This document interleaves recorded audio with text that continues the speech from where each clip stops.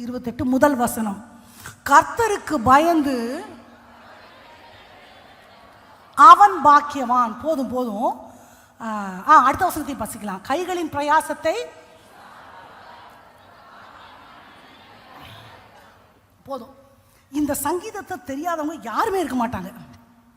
எல்லா கல்யாணத்துலையும் வாசிக்கிற ஒரு அழகான சங்கீதம். ஒரு மனுஷன் ஆண்டவருக்கு பயப்படுறான். ஆண்டவர் அந்த மனுஷனை ரொம்ப நேசிக்கிறாருன்னா அந்த மனுஷனுக்கு ஆண்டவர் கொடுக்குற கிஃப்ட் என்ன தெரியுமா? ஒரு ஆணை வச்சுக்கலாம், ஆணோ பெண்ணோ. வேதம் எல்லாமே கொஞ்சம் ஜெண்டர் மேலில் தான் சொல்லப்பட்டிருக்கு, which will be applicable to female too. அப்போது சரி, நம்மளும் அதே மாதிரி ஒரு ஆணை எடுத்துக்கலாம். ஒரு ஆல்ஃபமேன், ஒரு நல்ல ஆண் மகன், ஒழுக்கமான ஆண்டவரை தேடுகிற ஒரு மனுஷனுக்கு ஆண்டவர் தருகிற முதல் ஆசீர்வாதம், முதல்ல வேலை, ரெண்டாவது குடும்பம். முதல்ல என்னது? உன் கைகளின் பிரயாசத்தை நீ சாப்பிடுவாய், உனக்கு பாக்கியமும் நன்மையும் உண்டாயிருக்கும். உன் மனைவி உன் வீட்டோரங்களில் கனிதர திராட்சை கொடியை போல இருப்பா, உன் பிள்ளைகள் உன் பந்திய சுற்றிலும் ஒலிவ மர கன்றுகளைப் போல இருப்பார்கள். கர்த்தருக்கு பயப்படுகிற மனுஷன், கர்த்தருக்கு பயப்படுற மனுஷன் எப்படி இருப்பான்னா, திஸ் இஸ் an எக்ஸாம்பிள். இது இருக்குதா? அந்த மனுஷனுக்குள்ள கர்த்தருக்கு பயப்படுகிற பயம் என்பது இருக்கிறது. அவ்வளவுதான். இதை படிக்கும் பொழுது அந்த குடும்பத்துக்கு ஆண்டவர் கொடுக்குற முக்கியத்துவத்தை நான் பார்க்கிறேன். அவன் பணக்காரனா இருப்பான், பேர் பெற்று விளங்குவான், பிரபுக்களோட இருப்பான், அப்படியே ராஜா மாதிரி இருப்பான், அவன் அந்தஸ்து பெருகி இருக்கும், அவனுக்கு கீழே இத்தனை பேர் வேலை செய்வாங்க. நம்ம ஹீரோன்னா ஒருத்தர் எப்படி நினைக்கிறோம், அந்த மாதிரி எல்லாம் இருக்கும். எதுவுமே இல்லை, அவனுக்கு ஒரு வேலை, அவனுக்கு ஒரு குடும்பம். அந்த குடும்பத்தை பார்க்க வேலை முக்கியம் இல்லை. இந்த ரெண்டே தான் ஆண்டவர் பண்ணுறாரு. இந்த சம்பாத்தியம் கூட குடும்பத்தை பார்க்க தான். வேற எதுக்கு? வேற அவர் சம்பாரிச்சு என்ன பண்ண போகிறாரு? நீங்கள் பெண்கள் நிறைய பேர் இருக்கிறீங்க, நீங்கள் எல்லாரும் வீட்டில் போய் பீரோ திறந்து பாருங்கள். நம்ம புடவை ஒரு பீரோ ரேக் ஃபுல்லாக இருக்கும், ஜென்ஸோடது ஒரே ஒரு ரேக்கில் தான் இருக்கும். ரொம்ப பாவம் தான். ஆமாவா? அவங்களுக்கு அதிலலாம் இன்ட்ரெஸ்ட் இல்லை. அவங்க சம்பாதிக்கிறது எல்லாம் யாருக்கு தான்? அநேக ஆண்கள் அப்படி தியாகிகளாக இருக்கிறத நான் பார்க்குறேன். அவங்களுக்கு எந்த ஆசையும் பெருசாக, வேலைக்கு போயிட்டு வரும்போது டயர்டுக்கு சாப்பாடு காஃபி அவ்வளோதான் எதிர்பார்ப்பாங்க. நம்மளை மாதிரி லேடிஸ் அளவுக்கு நகை வாங்கிக்கணும்னோ, ட்ரெஸ் பண்ணிக்கணும்னோ, அங்கே போகணும் இங்கே போகணும், எந்த ஆசையும் அவங்களுக்கு இருக்காது. ரெஸ்ட் எடுக்கணும், அதிகபட்சம் ஒரு ஃபோன் பார்ப்பாங்க, திருப்பி வேலைக்கு போவாங்க. ஜென்ஸ் அப்படி தான் இருப்பாங்க. அப்போ இந்த வேதம் என்ன சொல்லுதுன்னா, நீ சம்பாதிக்கிறது எதுக்கு தான்? உன் குடும்பத்துக்காக தான். இந்த குடும்பத்துக்கு ஆண்டவர் கொடுக்குற முக்கியத்துவம் நீங்களும் நானும் கூட கொடுக்கல, தெரியுமா? அதை படிக்கும் பொழுது இந்த வருஷம் குடும்பத்துக்கு ரொம்ப முக்கியத்துவம் கொடுக்கணும் அப்படின்னு இவ்வளோ நாள் கொடுத்ததெல்லாம் பத்தாதுன்னு நான் நினச்சேன். அப்படி ஒரு பொருத்தனைக்குள்ளே நம்ம போகிறோம் இன்னைக்கு. என்னுடைய ஊழியம் முதல்ல என் குடும்பத்தில். எல்லாரும் சொல்லுங்கள், தகப்பனும் சொல்லணும், தாயும் சொல்லணும். என்னுடைய ஊழியம் முதல்ல என் குடும்பத்தில் ஆரம்பிக்கணும். ரெண்டு பேருக்கும், கணவனுக்கும் ஆரம்பிக்கணும், மனைவிக்கும் ஆரம்பிக்கணும். புத்தி உள்ள ஸ்திரீ வீட்டை கட்டுகிறாள்னு பெண்களுக்கு சொல்லுவோம். எல்லா பெண் தான் வீட்டில் பாஸ்டர், எல்லா வீட்லேயும் அப்படின்லாம் நானே சொல்லியிருக்கிறேன். ஆனால் வேதம் ரெண்டு பேரையும் சொல்லுது, அதிக முக்கியத்துவத்தை பெண்களுக்கு கொடுக்குது. அப்போது வேதம் ஆரம்பிக்கும் போது பார்த்தீங்கன்னா கணவன் மனைவியில் தான் ஆரம்பிக்கும், குழந்தைங்களில் கூட ஆரம்பிக்கலை. ஆதாம் மனுஷன் தனிமையாக இருக்கிறது நல்லதே அல்லன்னு அவனுக்கு ஒரு துணையை உண்டாக்கி, நன்மையோ தீமையோ ரெண்டு பேரோட தான் வேதம் ஆரம்பிக்குது. முடியும் போது பார்த்தீங்கன்னா ஆட்டுக்குட்டியானுடைய திருமணத்தில் தான் அவ்வளோ முக்கியத்துவம். அதே மாதிரி ஆபிரகாம் பார்த்தீங்கன்னா அந்த காலத்தில் பழைய ஏற்பாட்டு காலத்தில் அந்த பாலிகாமி சொல்லுவாங்க, நிறைய பேரை கல்யாணம் பண்ணிக்கிறது வழக்கத்தில் இருந்துச்சு. அவங்களுக்கு அது தப்பு இல்லை. ஆனால் ஆண்டவர் பார்த்தீங்கன்னா ஆதி ஆகமத்திலேருந்து வெளிப்படுத்தல் வரைக்கும் எங்கேயுமே அதை ஆண்டவர் ஒத்துக்க மாட்டார். ஒருத்தனுக்கு அந்த முதல் மனைவியை மட்டும்தான், முதல் ஒரு ஆண் திருமணம் பண்ணுற மனைவியை மட்டும்தான் ஆண்டவர் கணக்கில் மனைவியாக மதிப்பார். வேற யாரையும் ஆண்டவர் கணக்கில் வச்சு இருக்க மாட்டார். ஏதேன் தோட்டத்தில் ஒரு ஆதாமுக்கு ஒரு ஏவாள் தான். அவங்களால இவன் பாவம் செஞ்சார், அவங்களால ஏமாத்தினாரு, அவங்கள குற்றப்படுத்தினாரு. அவங்க மேலே ஆதாம் மட்டும் இல்லை, இன்னைக்கு வரைக்கும் யார் வேணால் விரல் நீட்டலாம். ஆனால் ஆண்டவர் அவங்கள மாற்றவே இல்லை. சாராளுக்கு பிள்ளை பேர் இல்லை, ஆகார் மூலியமா ஒரு பிள்ளை பெற்றிருக்கு. இஸ்ரவேல் உமக்கு முன்பாக பிழைக்கட்டும்னா ஆண்டவர் பதிலே சொல்ல மாட்டார். உன்னுடைய வித்திலிருந்து நான் உண்டாக்குவேன், நான் ஈசாக்க தருவேன், உனக்கும் சாராளுக்கும் பிறக்கிற அந்த பையன்தான் வாக்குத்தத்தத்தின் பையன். நீ ஆகார் கிட்ட பிள்ளை பெற்றிருக்கலாம், அந்த குழந்தைய நான் கொண்டு போட மாட்டேன் ஆமேன்னு சொல்லனா கூட அந்த ஜெபத்தை ஆண்டவர் கேட்பார். அவன் தண்ணி தாகத்தில் தவிக்கும் பொழுது ஆண்டவர் பிள்ளையின் சத்தத்தை கேட்டார். அழுதது யாரு? சாரா. பிள்ளை உயிர் போற மாதிரி தண்ணி தாகத்தில் முனகி இருக்கும், கத்தி அழுதுருக்கும். அழுதது யாரு? ஐயோ இந்த புள்ள சாகிறத என்னால் பார்க்க முடியாது கத்துனது ஆகார். ஆனால் எந்த சத்தம் ஆண்டவர் காதில் கேட்குது? அது ஏன்னா 17 வருஷத்துக்கு முன்னாடி ஆபிரகாம் அந்த குழந்தைக்கு பண்ண ஜெபம், இஸ்மவேல் உமக்கு முன்பாக பிழைப்பானாக என்னமோ ஜெபம் நினைவுக்கு வருது. ஐயோ சாகிற மாதிரி இருக்கிறானே, இவன் பிழைப்பானாக இவன் ஜெபிச்சானே. ஆமீன். ஆமீனை பற்றி ஒரு ஷார்ட்ஸ் நான் பார்த்தேன், ரொம்ப அழகாக இருந்தது. ஒரு ஊழியக்காரர் சொன்னது, ஆமீன் யார் சொல்லணும்? ஆமீன்னா என்ன அர்த்தம்? அப்போ நான் ஜெபம் பண்ணுறேன், அப்போ அப்படி ஆக கிடவுதுன்னு யார் சொல்லணும்? விசுவாசியா? இல்லைடா உங்களுக்கு புரியல. இப்போது என்கிட்ட நீங்கள் வந்து கேட்குறீங்க, பாஸ்டர்மா இது செய்யட்டுமா? செய்கிறேன் அப்படின்னு நான் தானே பதில் சொல்லணும். அப்போது நான் ஆண்டவர்கிட்ட போய் ஆண்டவரே எனக்கு இது தருவீராக, அது தருவீராக, அது தருவீராக, அப்படியே ஆக கடவுதுன்னு யார் தான் சொல்லணும்? ஆனால் நம்மளே சொல்லிக்கிறோம். இன்னும் நம்மளும் சொல்லிக்கலாம், நீங்கள் ஒரு தடவை ஆமேன்னு சொல்லிடுங்க ஆண்டவரேன்னு கேட்டுட்டு எந்திரிச்சு வருவோமா?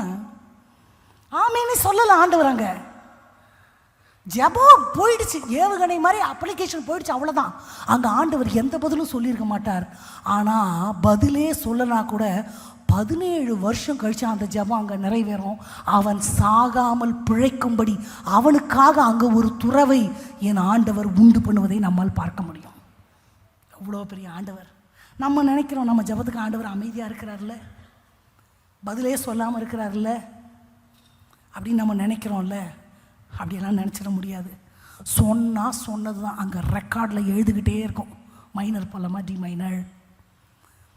நம்ம என்ன பண்ணுறோமோ நம்ம அது ஒரு முதலீடு மாதிரி அது போய்கிட்டே இருக்கும். தள்ளாட விடவில்லையே தாங்கிட பலன் தந்தீரே,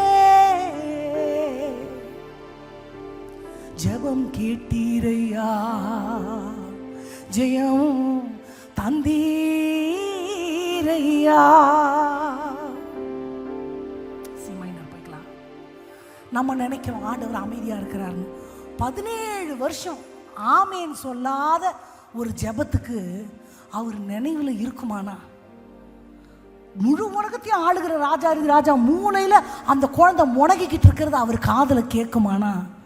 நான் கத்தி கத்தி அழறது, கண்ணீர் வடிக்கிறது, பெருமூச்சு விடுறது, இதெல்லாம் ஆண்டவர் சமூகத்தில் கேட்காமையா இருக்கும்? கண்டிப்பாக கேட்கும். புகழ்கிறேன் பாட்டு பாடி புயல் இன்று ஓய்ந்தது, புது ராகம் பிறந்தது. புகழ்கிறேன் பாட்டு பாடி புயல் இன்று ஓய்ந்தது, புது ராகம் பிறந்தது. நன்றி அப்பா நல்லவரே, இன்றும் என்றும் வல்லவரே.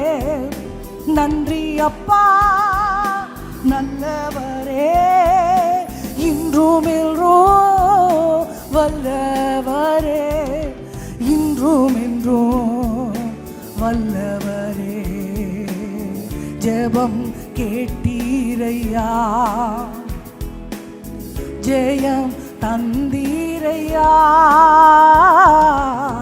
ஜெபம் கேட்டீரையா, ஜெயம் தந்தீரையா. தள்ளாட விடவில்லையே தாங்கியே நடத்தீனிரே, விடவில்லையே தாங்கியே நடத்தீனிரே. அல்லேலூயா.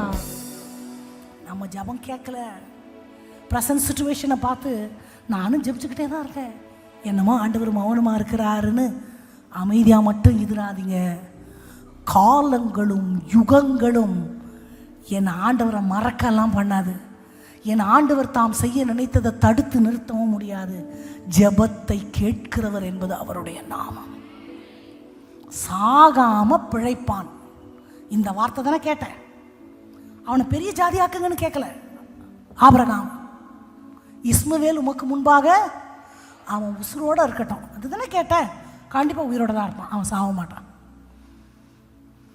அப்போது அந்த குழந்தைய ஜீவனோட வச்சாலுமே சாராளுடைய கர்ப்பத்தில் பிறக்கிறவன் தான் வாக்குத்தத்தத்தின் மகன்னு பெண்ணுக்கும் அவ்வளோ முக்கியத்துவம், குடும்பத்துக்கும் அவ்வளோ முக்கியத்துவம். யோபுவோட வாழ்க்கையில் பார்க்கும்பொழுது யோபுவோட மனைவியே பேரே இருக்காது. அந்த அம்மா என்ன சொன்னாங்க? ஒரு ஸ்டேட்மெண்ட் நம்ம எல்லாருக்கும் ஞாபகம் இருக்கும். யோபுவோட மனைவி யோபு கஷ்டப்படும் பொழுது என்ன சொன்னாங்க? என்னமோ ஆண்கள் சொல்ல மாட்டேங்கிறீங்களே, தெரியலையா என்னன்னு தெரில, சொல்லுங்கள். நமக்கெல்லாம் கேட்கும் போது என்ன பெண்ணு இது இப்படியா சொல்லுவாங்க அப்படின்னு பெரிய பரிசுத்த வாட்டி மாதிரி நமக்கு தோணுது. ஆனால் பெண்களை சொல்கிறேன், கணவர் கஷ்டப்படும் பொழுது நம்ம மனசு சொல்லும், எனக்கு வந்திருந்தா கூட பரவாயில்லையே. உண்மையாக நம்ம மனசு சொல்லும், நம்மன்னா கூட மாத்திரை போட்டு படுக்கலாம், அவங்க 4 இடம் போனோமே. ஓடி ஆடி அலைஞ்சவங்க அப்படி சுருண்டு படுக்கிறத பார்க்க நமக்கு மனசு வராது. சண்டை போட்டாங்களா இருந்தால் இன்னும் கொஞ்சம் படுட்டுன்னு தோணும். நல்ல கணவராக இருந்தால் அப்படி சண்டை போட்டாலும் அப்படி தோணாது. நம்ம மனசு அப்படி சொல்லும். அப்போது அவங்க மனசு அவ்வளோ நொந்து போயிருக்கும். ஏன்னா அவருடைய உத்தமத்தை கண்கூடா பார்த்தவங்க யார்? இவ்வளோ உத்தமமாக சேவிச்சார், இவ்வளோ உண்மையாக இருந்தார், இவர் எதுக்கு பாடுபடணும்? இவருக்கு போய் ஏன் ஆண்டவரை கொடுத்தீங்க? எனக்கு கொடுத்துருந்தா கூட பரவாயில்ல, நான் அவர் அளவுக்கு நீதிமான் இல்லை, நான் அவர் அளவுக்கு உத்தமன் இல்லை. அவர் உத்தமனும் சன்மார்க்கனும் தேவனுக்கு பயந்து பொல்லாப்பை விட்டு விலகுகிறவருமான ஒரு மனுஷன்னு பிசாசும் சாட்சி கொடுக்குது, ஆண்டவரும் சாட்சி கொடுக்குறாரு. எவ்வளோ நல்ல மனுஷனாக இருந்திருப்பார். அவருக்கு போய் இப்படி நடக்கணுமா? அந்த அம்மாவோட ஆதங்கத்தில் ஒரு நியாயம் இல்லை. ஆனால் கூட இப்படி ஆண்டவரை நீ எப்படி தூஷிக்கலாம்? நீ உலகத்திலே இருக்கக்கூடாதுன்னு ஆண்டவர் நினைக்கவே இல்லை. எந்த மனைவி தூஷிச்சாங்களோ அந்த மனைவி ஆண்டவர் எடுத்துக்கவே இல்லை. பிள்ளைகளை எடுத்தார், ஆசையை எடுத்தார், சுகத்தை எடுத்தார், எல்லாத்தையுமே எடுத்தார். ஆனால் மனைவி மட்டும் அதே மனைவி. ஆண்டவர் குடும்பத்துக்கு அவ்வளோ முக்கியத்துவம் கொடுக்கிறார்.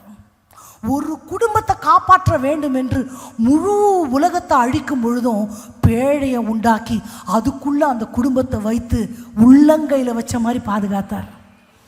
உலகத்தில் உள்ள உயரமான எல்லா மலைகளுக்கு மேலே தண்ணி நிற்கிது, எல்லா மிருகம் புல்லு பூண்டு எல்லாம் அழிஞ்சு போச்சு. ஆனால் இந்த ஒரு குடும்பம் மட்டும் எப்படி? அந்த குடும்பத்துக்கு ஆண்டவர் முக்கியத்துவம் கொடுத்ததுனால கணவன், மனைவி, பிள்ளைகள். நான் இப்போ கேட்குறேன், ஆண்டவர் என்ன நம்பி நீங்கள் தகப்பனாக இருக்கலாம், தாயாக இருக்கலாம், அந்த குடும்பத்தை நம்ம உன்னதமாக நினைக்கிறோமா? அந்த உறவுக்கு முக்கியத்துவம் கொடுக்குறோமா? அந்த உறவுக்காக நேரம் செலவு பண்ணுறோமா? அந்த உறவுக்காக ஜெபிக்கிறோமா? ஃபஸ்ட்டு இதில் நம்ம ரொம்ப புரிஞ்சு கொள்ள வேண்டியது, மை வெரி ஃபேமிலி அப்படின்னா கணவன், மனைவி, பிள்ளைங்க. இதுதான் ஃபஸ்ட்டு ஃபேமிலி, ஃபஸ்ட்டு ரவுண்டு. இதுக்கு அடுத்து என்னை பெற்ற அம்மா அப்பா, கணவரை பெற்ற அம்மா அப்பா, என் கூட பிறந்தவங்க. இதுக்கு அடுத்து தான் நண்பர்கள், விசுவாசிகள், அக்கம் பக்கத்தில் உள்ளவங்க. இப்படியே ரவுண்டு பெருசாகிட்டே போகும். அப்போ வெரி ஃபேமிலின்னு சொல்கிற ஃபஸ்ட்டு ரவுண்டு எது? நான், என் மனைவி, நான், என் கணவன், என் பிள்ளைகள். இதுதான் முதல் வட்டம். இதுக்குத்தான் முதல் முக்கியத்துவம் கொடுக்கணும். என்னோட அம்மா அப்பா அது எங்கள் அப்பா குடும்பம், என்னோட அக்கா அது அக்கா குடும்பம், அவங்கெல்லாம் வேண்டான்னு நான் சொல்லலை. என்னோட first preference should be given to my very family. Understand? நான் அவங்கள பார்க்குறேன், அவங்க முக்கியம், அவங்கன்னா இதை யார் பாப்பா? இது நிறைய பேருக்கு புரியறதே இல்லை. பெத்த தாயை பார்க்க வேண்டாமா? கண்டிப்பாக பெத்த தாயை பார்க்கணும். நான் இல்லைன்னு சொல்லவே இல்லை.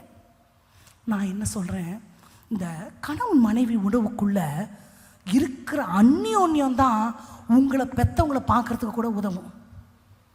புரியுதுன்னு? அதை முதல்ல ஸ்ட்ரென்தன் பண்ணணும். இதுக்குள்ள ஒரு அண்டர்ஸ்டாண்டிங் இருக்குது. இந்த இந்த சங்கீதத்தில் உள்ளதை நான் உங்களுக்கு சொல்ல சொல்ல ஒவ்வொன்றா நான் சொல்கிறேன். கணவன் நீதிமான்னா பனை மரத்துக்கு ஒப்புமையாக்கப்படுகிறான். பனைமரம் பார்த்துருக்கீங்களா? அதில் பெரிய பிரான்ச் எல்லாம் இருக்காது. நான் அதை பற்றி உங்களுக்கு சொல்கிறேன். இந்த பனை மரத்தை போல மனைவியை ஆண்டவர் எதுக்கு ஒப்பிடுகிறார்? மனைவி வீட்டோரங்களில் திராட்சை செடியை போல. பிள்ளைகள் எப்படி? பனைமரம், திராட்சை கொடி. திராட்சை என்ன? செடி இல்லை, நல்லா சொல்லுங்க, கொடி. செடினா அந்த ஸ்டெம்மு, ஸ்ட்ராங்கான ஸ்டெம். கொடினா always it will be dependent to someone. அந்த கொடிக்கு ஒரு சுத்திக்கிறதுக்கு ஒரு தூணோ நூலோ வேணும். ஸோ யூ ஹேவ், அவங்களுக்கு அது புரியுது. ஸோ மனைவி வந்து திராட்சை கொடி, கணவன் பனை மரம், பிள்ளைகள் என்னவா? ஃபேமிலி ஒரு வட்டம், மூணு விதமா. குடும்பத்தில் எல்லாரும் ஒரே மாதிரி. முக்கியமாக சொல்கிறேன், கணவன் மனைவி வந்து ஒன்றாதான் இருப்பாங்க, ஆனால் 2 பேர் சிந்தனையும் வேறையாக இருக்கும். எங்களை எடுத்துக்கிட்டா நான் அப்படி, பாஸ்டர் இப்படி. உங்களுக்கு புரிஞ்சு போச்சு. சுத்தமாகவே ஒன்றுமே ஒத்து வராது. ஆனால் அப்படி ஒரு அண்டர்ஸ்டாண்டிங், அதான் ஆண்டவர் கொடுத்தது. உண்மையாக சொல்கிறேன், புரிந்து கொள்ளுதல். சரி, அவங்க வளர்ந்த விதம் அப்படி, அவங்களுக்கு அது கரெக்டு, நம்மளுக்கு அது தப்பாக போகுது. அவங்களுக்கு பிடிச்சது அவங்க அந்த மாதிரி அவங்க நடக்கட்டும், நம்ம முடிஞ்ச வரைக்கும் இணங்கி போய்க்கலாமே, அதில் ஒன்றும் தப்பு இல்லையே. நானும் அப்படி தான், பாஸ்டரும் அப்படி தான். ஆனால் 2 பேர் வளர்ந்த விதம், கலாச்சாரம் எல்லாமே டோட்டலாக வேற.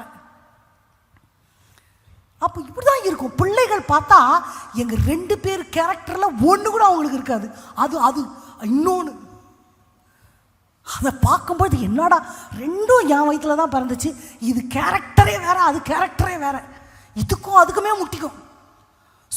ஒன்றுமே நம்ம அசியம் பண்ணவே முடியாது, இப்படி இருக்கணும். பைபிளில் அப்படி தான் சொல்லியிருக்கு. அப்போது ஆண்டவர் கணவனை எதுக்கு ஒப்பிடுறாரு?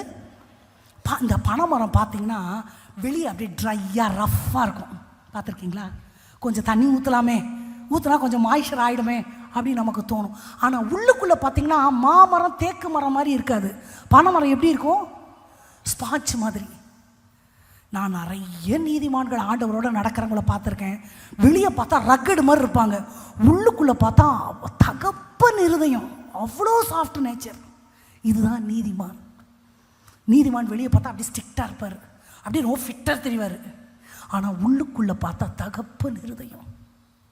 இந்த பனைமரம் பார்த்தீங்கன்னா எவ்வளோ ஃப்ளட்டு வந்தாலும் அழுகி போகலாம், அதே நேரத்தில் பயங்கர வெயில் வெடிச்சா காஞ்சியும் போவாதான்.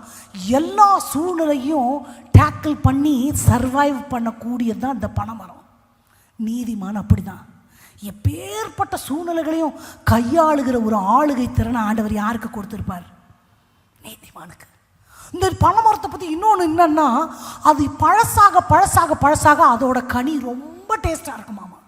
பனம் அந்த நுங்கெல்லாம் ரொம்ப ஸ்வீட்டாக வந்து மரம் எவ்வளோ பழைய மரமோ அவ்வளோ டேஸ்ட்டாக இருக்குமாமா.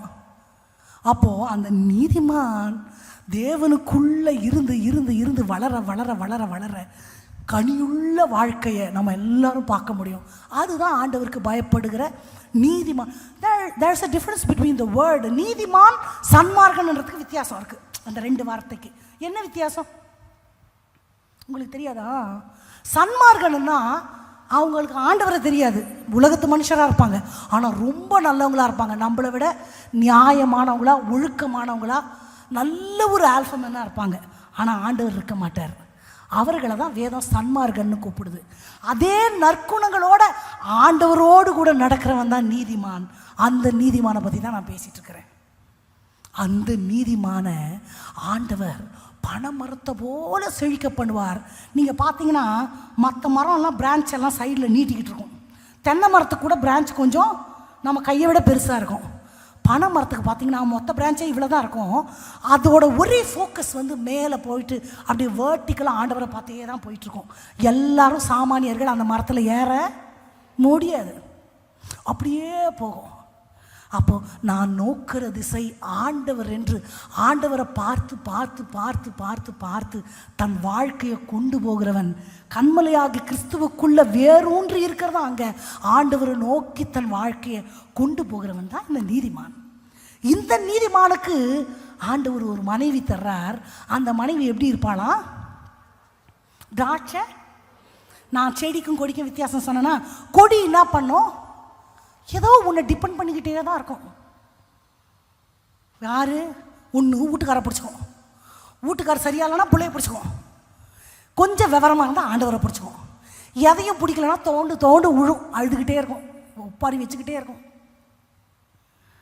ஆமாவா? ரொம்ப அப்ளிகபிளாக இருக்குல்ல விமனுக்கு. அப்போது அந்த அந்த அந்த ஒலிவ மனைவி திராட்சை கொடிக்கு முன்னாடி எங்கே இருக்குதாமா? அது எந்த இடத்துல இருக்கான்? வீட்டு ஓரங்களிலே. அந்த வார்த்தை வந்து எதை காட்டுதுன்னா, அந்த குடும்பத்துக்கு வாட்ச்மேன், பாதுகாப்பு, அந்த வேலி, அந்த காம்பவுண்ட் சுவர் யார் தான்? சொல்லுங்க, பெண்கள் தான். கண்ணுக்குள்ளே விளக்கெண்ணெய் ஊற்றிக்கிட்டு பார்த்துக்கிட்டே இருக்கணும். கண்ணு இங்கே இருக்கும், பின்னாடி நடக்கிறது தெரியும். எதுக்கு இவ்வளோ நேரம் ஃபோன் பார்த்துட்டு இருக்கிற? நீ அந்த பக்கம் தானே நீ திரும்பிட்டு இருக்கிற? எனக்கு புடனில கூட கண்ணு இருக்கும்டா. அப்படிதான் இருந்து ஆகணும். ஆண்டவர் அப்படி தான் வைத்திருக்கிறார். அந்த மாதிரி பிரெயினும், அதாவது சொல்லுவாங்க மென் வந்து பாக்ஸ் திங்கர்ஸ்னு. ஒன்றில் தான் அவங்களால கான்சன்ட்ரேட் பண்ண முடியும். வேலைக்கு போயிட்டா வேலை, வீடுனா வேலை. விமன் வந்து ஸ்பைரல் திங்கர்ஸ். சுற்றி சுற்றி எல்லாம் அவங்களுக்கு ஸ்பைரலாக திங்க் ஆகிட்டே இருக்கும். பல டாஸ்க்கு அட் அ டைம் பண்ணுற ஒரு கேப்பபிலிட்டியை வந்து ஆண்டவர் பெண்களுக்குள்ளே கொடுத்துருக்கிறார். இங்கே ஸ்டவ்வில் ஒன்று நடக்கும், அங்கே அயன் பாக்ஸ் ஆனில் இருக்கும், அங்கே குழந்தை, வீட்டுக்காரர் எங்கே போகிறார், அதுவும் அவர் எங்கள் ஃபோன் பார்த்துருந்தா கூட நம்மளுக்கு தெரியும், இந்நேரம் வரைக்கும் ஃபோன் பார்த்துட்ருக்கு. இந்த மாதிரி ஒரு கேப்பபிலிட்டியை ஆண்டவர் ஸ்பெஷலாகவே பெண்களுக்கு கொடுத்துருக்கிறார். அப்போது வீட்டை கண்ணும் கருத்துமாக யார் என்ன பண்ணுறா அப்படின்னு நோட்டம் விட வேண்டியது யார் வேலை? ஆமாம். அடுத்து நான் சொல்கிறேன், அவர்கள் திராட்சை கொடியை போல். குடும்பம், பரலோக ராஜ்யம், திராட்சை தோட்டம், சபை. என்னவா? 4 காரியம் சொன்னேன். குடும்பம், திராட்சை தோட்டம், பரலோக ராஜ்யம், சபை. இது 4மே ஆவிக்குரிய விளக்கங்களில் ஒரே லைனில் நிற்கும். வேதம் ஆரம்பிக்கப்பட்டது குடும்பத்தில். அந்த குடும்பத்தை தான் ஆண்டவர் சபைக்கு ஒப்பிடுகிறார். அவர் மணவாளன், சபை மணவாட்டி. திராட்சை தோட்டத்துக்கும் ஆண்டவர் அதை தான் ஒப்பிடுகிறார். பரலோக ராஜ்யத்தையுமே உங்களுக்கு நான் ஒரு வீடு ஆயத்தப்படுத்துகிறேன். திராட்சை தோட்டம், இது எல்லாம் உன்னோட ஒன்று கனெக்ட் பண்ணியிருக்கு. இப்போ புரியுதா ஆண்டவர் குடும்பத்துக்கு எவ்வளோ முக்கியத்துவம் கொடுக்குறாரு? என்னம்மா எல்லாரும் கல்யாணம் பண்ணாருங்க, எல்லாருக்கும் குழந்தை பிறந்துச்சு, ஆக்கணும், வெந்ததை சாப்பிட்டோம், விதி வந்தால் செத்தோம், ஒன்றா போனோம், ஒன்றா வந்தோம், அது தகப்பன் எமோரியன், தாய் ஏத்தித்தி, என்னென்னமோ எப்படியோ பிள்ளைகள் ஒவ்வொன்றும் ஒரு விதம் அம்மி ருகாமா நம்ம படிக்கிறோம்ல, அந்த மாதிரி அப்படி வாழறதுக்கு நீங்களும் நானும் அழைக்கப்படலை. எனக்கு ஆண்டவர் குடும்பத்தை கொடுத்ததுக்கு ஒரு நோக்கம் இருக்குது. பர்ஃபெக்ட் ஹஸ்பண்டானா அப்படியெல்லாம் சொல்ல முடியாது. நானே பர்ஃபெக்ட் ஒய்ஃப் இல்லை, அவர் எப்படி பர்ஃபெக்ட் ஹஸ்பண்டாக இருப்பார்? குறைகள் இருக்கும். அந்த குறைகளை டேக்கிள் பண்ணி கொண்டு போகிறதுக்கான கிருபை வரத்தை ஆண்டவர் உங்களுக்கு தான் கொடுத்துருக்கிறார், எனக்கு தான் கொடுத்துருக்கிறார். Because it is given by God, not by me. அல்லேலூயா. அப்போது இந்த திராட்சை கொடி ஆண்டவர், திராட்சை வேதத்தில் எத்தனையோ பழங்கள் இருக்கிறது. நீங்கள் வந்து நம்ம முழு பைபிளும் வந்து இஸ்ரவேல் ஜனங்களுடைய வாழ்க்கையை வந்து அப்படியே படம் பிடிச்சு தான் நமக்கு காமிச்சிருக்கு.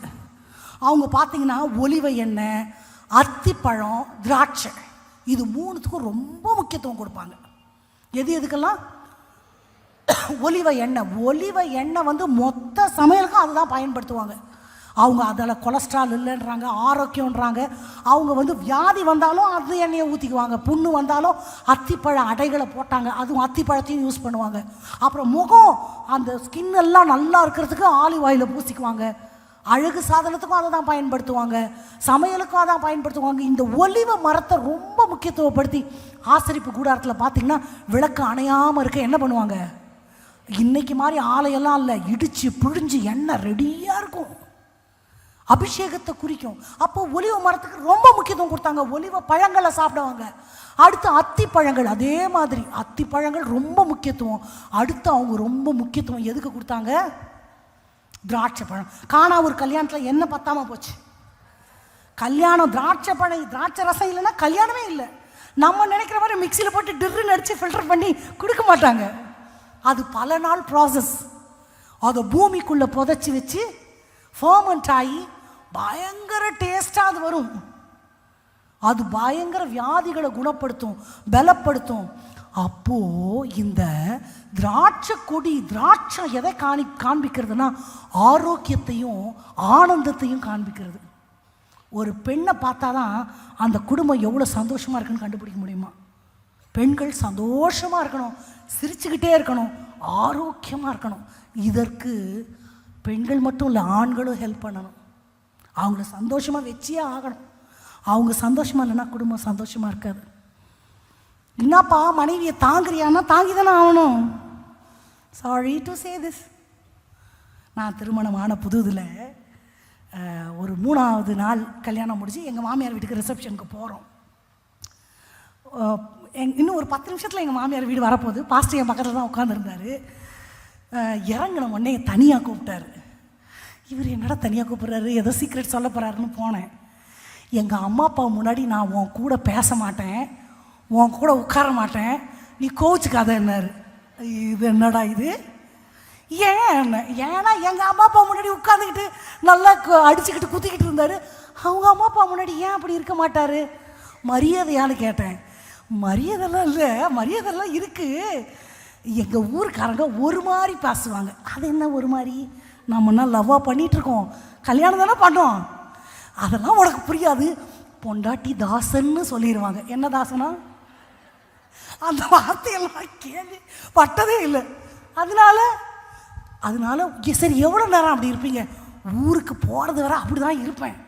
ஓட பாவி, எனக்கு எங்கள் மாமியார் பேசுகிற தமிழும் புரியாது, முக்காவாசி மலையாளம், ஒருத்தர் மூஞ்சியும் தெரியாது.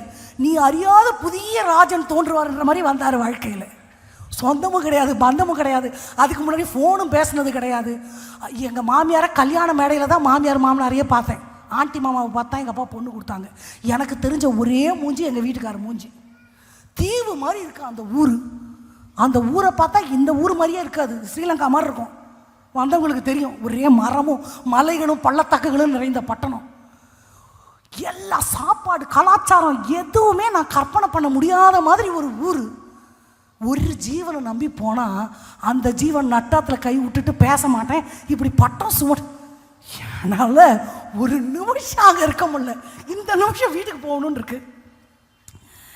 எனக்கு புரிஞ்சிருச்சு அவர் சொல்கிறது, ஆனால் ஏற்றுக்கவே முடியல. இப்படி திரும்பி கூட பார்க்க மாட்டேங்கிறாரு. என்னமோ வீட்டில் ஒரு நாய் இருந்தால் கூட தொட்டுட்டு போவோம். அவர் பாட்டுக்கு போகிறாரு, அவர் பாட்டுக்கு வர்றாரு. எங்கள் மாமியார் வந்து வரி வரியாக பேசுகிறாங்க, ஒரு வார்த்தை எனக்கு புரியல. எனக்கு ஒரு மாதிரி ஆகுது. அது கண்டுபிடிச்சிட்டு அவரால் ஒன்றுமே பண்ண முடியல, எங்கேயும் கூட்டு போக முடியல, எதுவுமே பண்ண முடியல. ஒரு பேப்பரில் கோணக்கையெழுத்தில் டோன்ட் வரி சூன் வில் மூவ்னு எழுதி கொடுத்தாரு. சீக்கிரமாக நம்ம வெளியே போயிடலாம், டோன்ட் வரின்னு எழுதி அதை கொடுக்கறதுக்கு அவர் பட்ட பிரயாசம் இருக்குது பாருங்க. ஐயோ, குட்டி போட்ட போன மாதிரி இன்னும் இப்படி திரியிறாரு. என்னொன்னே அங்கே வைக்கிறது இங்கே வைக்கிறது, அப்படி தூக்கி போட்டு என்ன பிரித்து பார்த்தா லெட்டர் கோண கையத்தில். எனக்கு ஷோ சாமி, இப்படியெல்லாம் இருக்குமா? ஆனால் காலம் மாறிடுச்சு. இன்னைக்கு ஒரு அண்டர்ஸ்டாண்டிங், அவருக்கும் சரி எங்கள் குடும்பத்துக்கும் சரி. மனைவி தானே, நினச்சிட்டு போகிறாங்க. நான் இப்போ கேட்பேன், இப்போ என் பின்னாடி வரீங்களே, இப்போ பொண்டாட்டி தாசன் நினைக்க மாட்டாங்களா? நினச்சிட்டு போட்டேன். என்ன இப்போ தாங்கி தான் ஆகணும். நானும் கணவரை தாங்கி தான் ஆகணும். தாங்கிறதுக்கு அவங்க பாத்திரமா இல்லைன்னா கூட மனைவியை தாங்கி தான் ஆகணும். தாங்கிறதுக்கு பாத்திரமா இல்லைன்னா கூட அதுதான் வாழ்க்கை, அதுதான் நிமித்தம். அவங்களோட தான் நம்ம வாழ்ந்தாகணும். இன்னொரு ஆப்ஷன் ஆண்டவர் நமக்கு வைக்கல. நான் இதுதான் எனக்குன்னு கொடுத்து நான் சகிக்க கூடாதவர்களை சகித்து கொண்டு இருக்கிறத நான் நினைக்கிறேன்னு சபைகளை பார்த்து ஆண்டவர் சொல்கிறாரு. சில நேரங்களில் சகிக்க முடியாது. அப்படின்னா தப்பாக சொல்லலை, நம்ம வளர்ந்த விதத்துக்கு அது விகற்பமாக இருக்கும். அடுத்த நாள் எங்கள் அம்மா அப்பா வந்தாங்க. என் மனசெல்லாம் ரெக்க கட்டி பறந்துச்சு. நாதான்னு வீட்டுக்காரரை நம்பவே கூடாது. முதல்ல கிளம்பி லாட்ஜில் எங்கள் அம்மா கூட போய் உட்காந்துக்கிட்டேன். வந்தாரு அடுத்து 7 மடங்கு பலத்தோட, வா திருப்பரப்பை கூப்பிட்டு போகிறேன் குளிக்கலான்னு. குளிக்கவா முடியும்? என்னால் அவர்கிட்ட பேசவே முடியல. அப்புறம் புரிஞ்சு போச்சு அதுதான். அப்போது சில நேரங்களில் நம்மளால் சில சகிக்க முடியலனாலும் சகிச்சு தான் ஆகணும். சிலவற்றை ஏற்றுக்கொண்டு தான் ஆகணும். அது காலம் நமக்கு சொல்லிக் கொடுக்குமோ, எது சொல்லிக் கொடுக்கும்னு எனக்கு தெரியாது. ஆனால் கணவர்களுக்கு நான் சொல்லுகிறேன், தகப்பன்களுக்கு நான் சொல்லுகிறேன், உங்கள் மனைவி சந்தோஷமாக இருந்தால் தான் உங்கள் வீடு சந்தோஷமாக இருக்கும். உங்கள் மனைவி ஆரோக்கியமாக இருந்தால் தான் நீங்கள் ஆரோக்கியமாக சாப்பிட முடியும். அம்மா துக்கமாக இருந்தால் அந்த வீடு துக்கமாக தான் இருக்கும். உங்களுக்கான கனமும் மரியாதையும் கூட அவங்க கையில் இருக்குது. உங்களுக்கு தெரியுமா? டேடி வராரு அப்படின்னு அம்மா சொன்னால் தான் குழந்தையும் அப்படி சொல்லும். வருதுமா சாமின்னா அந்த குழந்தைக்கும் அது ரெக்கார்ட் ஆகிடும். வருது, ஓ டேடி வந்தாலே சண்டையோ, டேடி வந்தாலே வேதனையோ, டேடி வர்றது ரொம்ப வேதனையோ அப்படின்னு அந்த குழந்தை மைண்டில் ரெக்கார்ட் ஆகிடும். உங்களுடைய கனமும் சந்தோஷமும் கூட depends upon your wife. It's a bitter truth. கொஞ்சம் ஏற்றுக்கொள்ள முடியாத ஒரு கசப்பான உண்மை, ஆனால் அதுதான் உண்மை. ஆண்டவர் நியமிச்சது. அதே மாதிரி நைன்னு என்னை வெளியே கூட்டு போ, என்னை இப்படி பண்ணு, என் கூட வா, என்னை சந்தோஷப்படுத்து, நம்ம அங்கே போகலாம் இங்கே போகலான்னு மனைவி கேட்குறாங்கன்றது அநேக தகப்பனுக்கு சலிப்பு. ஆனால் அதை புரிஞ்சுக்கணும், மனைவி திராட்சை செடி அல்ல, அவள் கொடி. அவளால் கனி கொடுக்க முடியும், அவளால் வேரூன்ற முடியும். ஆனால் she will be depending upon someone. Depend பண்ணி தான் இருப்பாங்க. உங்கள் அளவுக்கு சம்பாதிக்க தெரியாதா மனைவிக்கு? கண்டிப்பாக சம்பாதிக்க தெரியும். படிப்பறிவே இல்லாமல் 40,000 50,000 ஐடி ஃபீல்டுக்கு ஈக்குவலாக சம்பாதிக்கிறவங்க இங்கே உட்காந்துக்கிறாங்க. தெரியுமா உங்களுக்கு? படிப்பறிவே இல்லை. தெரியுமா உங்களுக்கு? நான் காட்டுட்டா? அதுக்கு படிப்பு சாமர்த்தியம்ன்றதெல்லாம் அவசியம் இல்லை. உங்கள் அளவுக்கு இல்லை, உங்கள் மேலே கூட சம்பாதிக்கிற அளவுக்கு பெண்களுக்கு சாமர்த்தியம் இருக்குது. உங்கள் அளவுக்கு ஆளுமை திறம் எல்லாமே இருக்குது. ஆனால் ஆண்டவர் ஒரு டிபெண்டன்ஸ்ன்ற ஒன்றை பெண்ணுக்குள்ளே வச்சுட்டாரு. That is the reason she is depending on you. உங்கள் மேலே காட்டுற அதே பாசத்தை பிள்ளை மேலே காட்டி வாழ முடியும், அம்மா அப்பா மேலே காட்டி வாழ முடியும். நல்லா நினச்சிக்கணும், ஒரு பெண் அவளுக்கு சோறு அம்மா வீட்டில் கிடைக்குது, துணி அம்மா வீட்டில் கிடைக்குது, பாசம் எல்லாமே கிடைக்குது.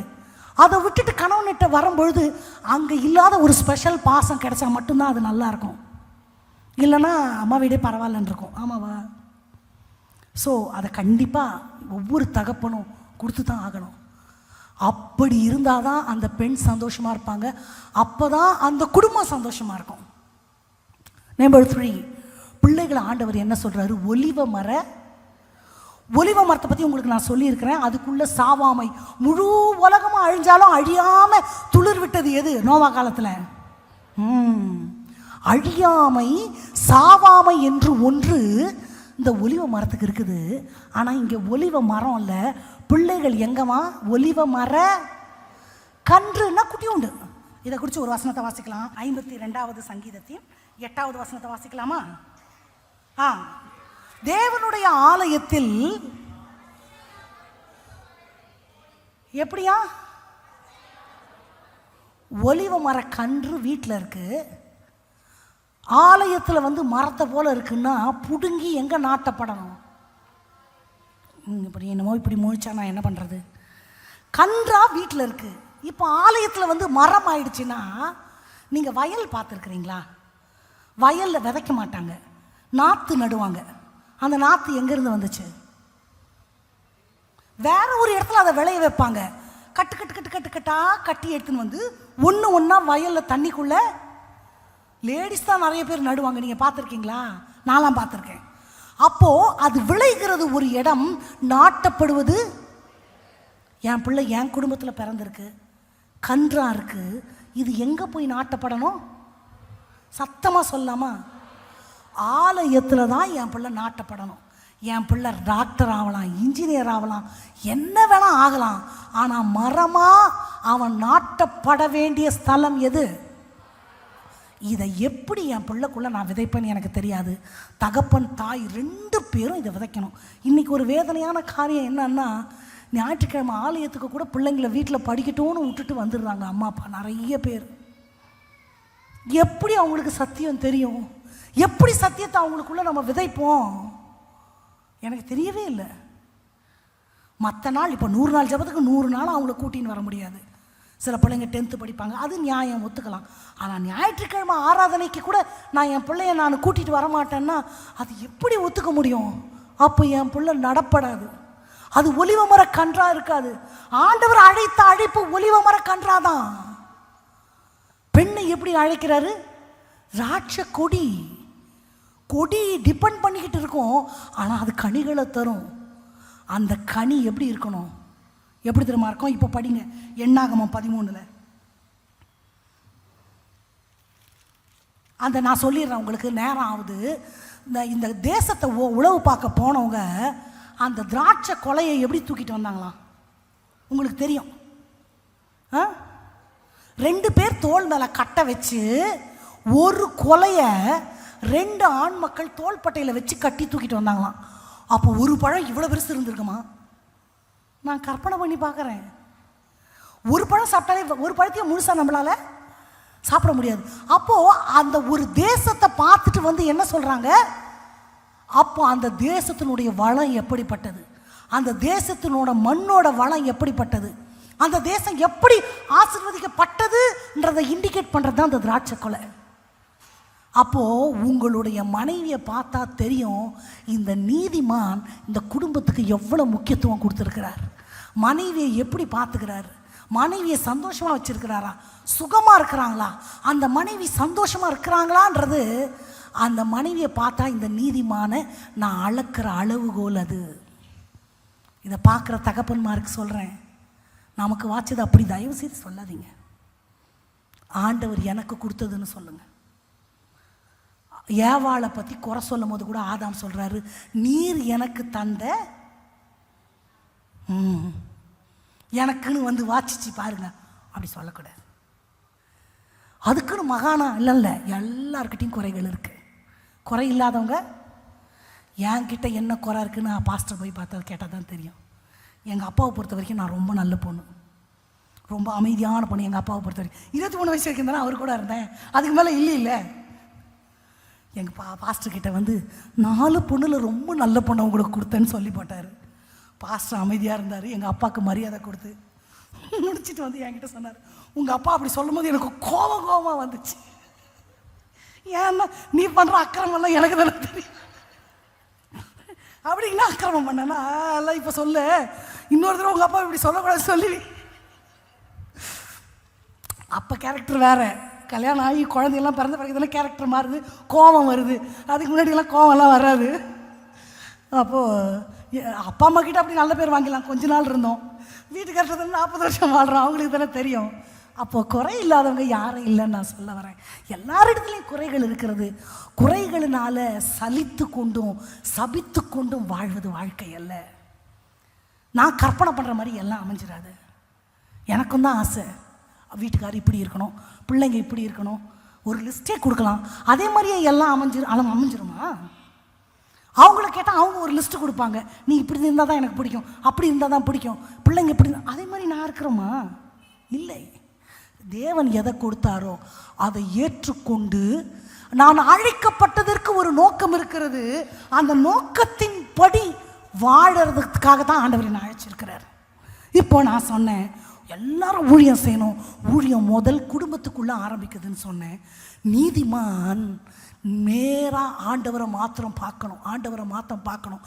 அவர் உழைக்கிறது சம்பாதிக்கிறதே பிள்ளைக்காக, குடும்பத்திற்காக, மனைவிக்காக. ஸோ அதை குறித்த ஒரு கிளியர் அண்டர்ஸ்டாண்டிங் இருக்கணும். எல்லாமே செகண்டரி. அடுத்து அவர் நோக்கும் திசை ஆண்டவர். ஆண்டவரை பார்த்து பார்த்து பார்த்து பார்த்து போய்கொண்டே இருக்கிற வாழ்க்கைக்காக அழைக்கப்பட்டவர். மனைவியை குறித்து நான் சொன்னேன், அவ திராட்சை கொடி. அவங்க உங்களை தான் டிபெண்ட் பண்ணுவாங்க. அப்படி தான் ஆண்டவர் படைச்சிருக்கிறாரு. அவங்களுக்கு சம்பாதிக்க முடியும், தனியாக நிற்க முடியும், எல்லாமே முடியும். முடியாதெல்லாம் எதுவுமே இல்லை. ஆனால் ஏனோ தெரில ஆண்டவர் அந்த இதயத்தை அப்படி தான் படைச்சிருக்கிறார். எல்லாமே அவங்களால முடியும். நீங்கள் ஃபாரின் போயிட்டீங்கன்னா கூட ரொம்ப அழகாக அந்த குடும்பத்தை நடத்தி கொண்டு போகிற அளவுக்கு திறமை, படிப்பறிவே இல்லாத ஒரு பெண்ணுக்கு கூட இருக்கும். கிராமத்தில் வாழ்ந்த ஒரு 20-22 வயசு பெண்ணுக்கு கிட்ட கொடுத்தீங்கன்னா கூட பிள்ளைய வளர்த்துருவா, சமைச்சிருவா, வேலைக்கும் போயிடுவா, குடும்பத்தையும் பார்த்துக்குவா, நீங்கள் அனுப்புகிற பணத்தை கூட மெயின்டைன் பண்ணிடுவா. ஆம் ஐ ரைட்? கண்டிப்பாக செய்வாங்க. நீங்கள் வேலைக்கு போகலனா கூட அவங்களே சம்பாரித்து உங்களையும் பார்த்துப்பாங்க. சிக்கனமாக கொடுக்குற காசில் அந்த குடும்பத்தை மெயின்டைன் பண்ணுற அளவுக்கு எல்லா திறமையும் ஒரு பெண்ணுக்கு, ரொம்ப பேசிக்கான பெண்ணுக்கு கூட இருக்கும். அது நல்ல விஷயம். ஆண்டவர் என்ன நீதிமானா வச்சிருக்கிறார். எனது குடும்பத்தினுடைய ஆரோக்கியமோ ஆனந்தமோ it depends upon my wife. அவங்கள எந்த அளவுக்கு நான் பார்த்துக்கிறேன். குறைகள் இருக்குன்றதுனால ரிஜெக்ட் பண்ணவே கூடாது. நான் எப்படி இருக்கிறனோ அப்படியே ஆண்டவர் என்னை ஏற்றுக்கிட்டார். அவங்க எப்படி இருக்கிறாங்களோ அப்படியே ஏற்றுக்கணும். ஆல்டர்னேட்டிவ் பண்ணி தான் உன்னை ஏற்றுக்குவேன்னா அது உண்மையான அன்பு. இந்த கணவன் மனைவி மேலே பாராட்டுகிற அன்பை கிறிஸ்து சபை மேலே பாராட்டின அன்புக்கு ஒப்பிடுகிறார். அவர் முந்தி நம்ம இடத்துல அன்பு கூர்ந்தார். எப்படி? ஸோ தகப்பன்மார்க்கு இது கொஞ்சம் கஷ்டம்தான். இந்த பக்கத்துலேருந்து அது ரெசிப்ரோகேட் ஆகும், இது எனக்கு பிரதிபலன் கிடைக்கும்னு எதிர்பார்க்காம காட்டுகிறது தான் தகப்பனுடைய பாசம். புரியுதில்ல? அவங்க மட்டும் பாசமாக இல்லை, நான் மட்டும் இதுக்கு பாசமாக இருக்கணும்னே சொல்லாமல், no matter whether she loves or not, no matter she obeys or not, முந்தி அன்பு கூர்ந்தார். First love should be given to the wife from husband according to the word of God. இதுதான் சத்தியம். இது கேட்க கொஞ்சம் கஷ்டமாக இருக்கும், ஆனால் உண்மை. மணவாட்டி சபை மேலே ஆண்டவர் எந்த எதிர்பார்ப்பும் இல்லாமல் முந்தி தன்னுடைய உன்னதமான அன்பை ஊற்றினார். ஸோ உங்களுடைய உண்மையான அன்பு மனைவிக்கு கண்டிப்பாக கொடுக்கப்பட்டே ஆகணும். இல்லாட்டி வேதத்தின்படி நம்ம நடக்கலைன்னு அர்த்தம். மனைவியை குறித்து நான் சொன்னேன். குடும்பத்துக்குரிய பாதுகாப்புக்கு ஆண்டவர் உங்களை நம்பி இருக்கிறார். குடும்பத்தினுடைய ஆரோக்கியம் சந்தோஷம் உங்களை நீங்களே பார்த்துக்கோங்க. உங்களால் ஆன மட்டும் கணவனோட அந்த அந்த டிபெண்டன்ஸ் கணவன் மேலே இருக்கிறத காட்டிலும் ஒருபடி மேலே யார் மேலே இருக்கணும். இல்லைன்னா கஷ்டம்தான். அவர் திட்டிட்டு அழுதுட்டு இருக்க வேண்டியதான். ஸோ ஃபர்ஸ்ட் எனக்கு ஆண்டவர், செகண்ட் தான் யார்? கணவர். என் பிள்ளை ஒலிவ மரக்கன்று சாவாமையை தரித்து கொள்ளும்படி அழைக்கப்பட்ட கன்று என் வீட்டில் வேரூன்றப்பட்டிருக்கு. நோ மேட்டர் வாட் ஹேப்பன்ஸ், அதை கொண்டு போய் ஆலயத்தில் என் பிள்ளை நடப்படணும். அதுதான் என் பிள்ளைய குறித்து எனக்கு இருக்கிற முதல் நோக்கம். அவன் படிக்கட்டும், பதவி வாங்கட்டும், என்ன வேணா வரட்டும், எல்லாமே அது ஒரு பக்கம் போய்கிட்டே இருக்கட்டும். ஆனால் நீ ஆலயத்தில் இருக்கணும், நீ ஆலயத்தில் ஊழியத்தில் இருக்கணும், ஊழியக்காரனோடு இருக்கணும், சபையோடு இருக்கணும், பணிவிடையோடு இருக்கணும். பிள்ளை இல்லை. இந்த கணவனும் குணசாலியான ஸ்திரியை பற்றி சொல்லும் பொழுது கணவர் யார் கூட உட்கார்ந்துருக்கிறார்? இப்படி திருத்திருன்னு முடிச்சா என்ன பண்ணுறது? நீதிமொழிகள் 31 லேமுவேலுக்கு அவங்க தாய் சொல்லும் பொழுது, என் கணவர், அந்த குணசாலியான ஸ்திரீனுடைய கணவர் பிரபுக்களோடு அமர்ந்திருக்கிறார். வாசிக்கலாமா? 31வது அதிகாரத்தில்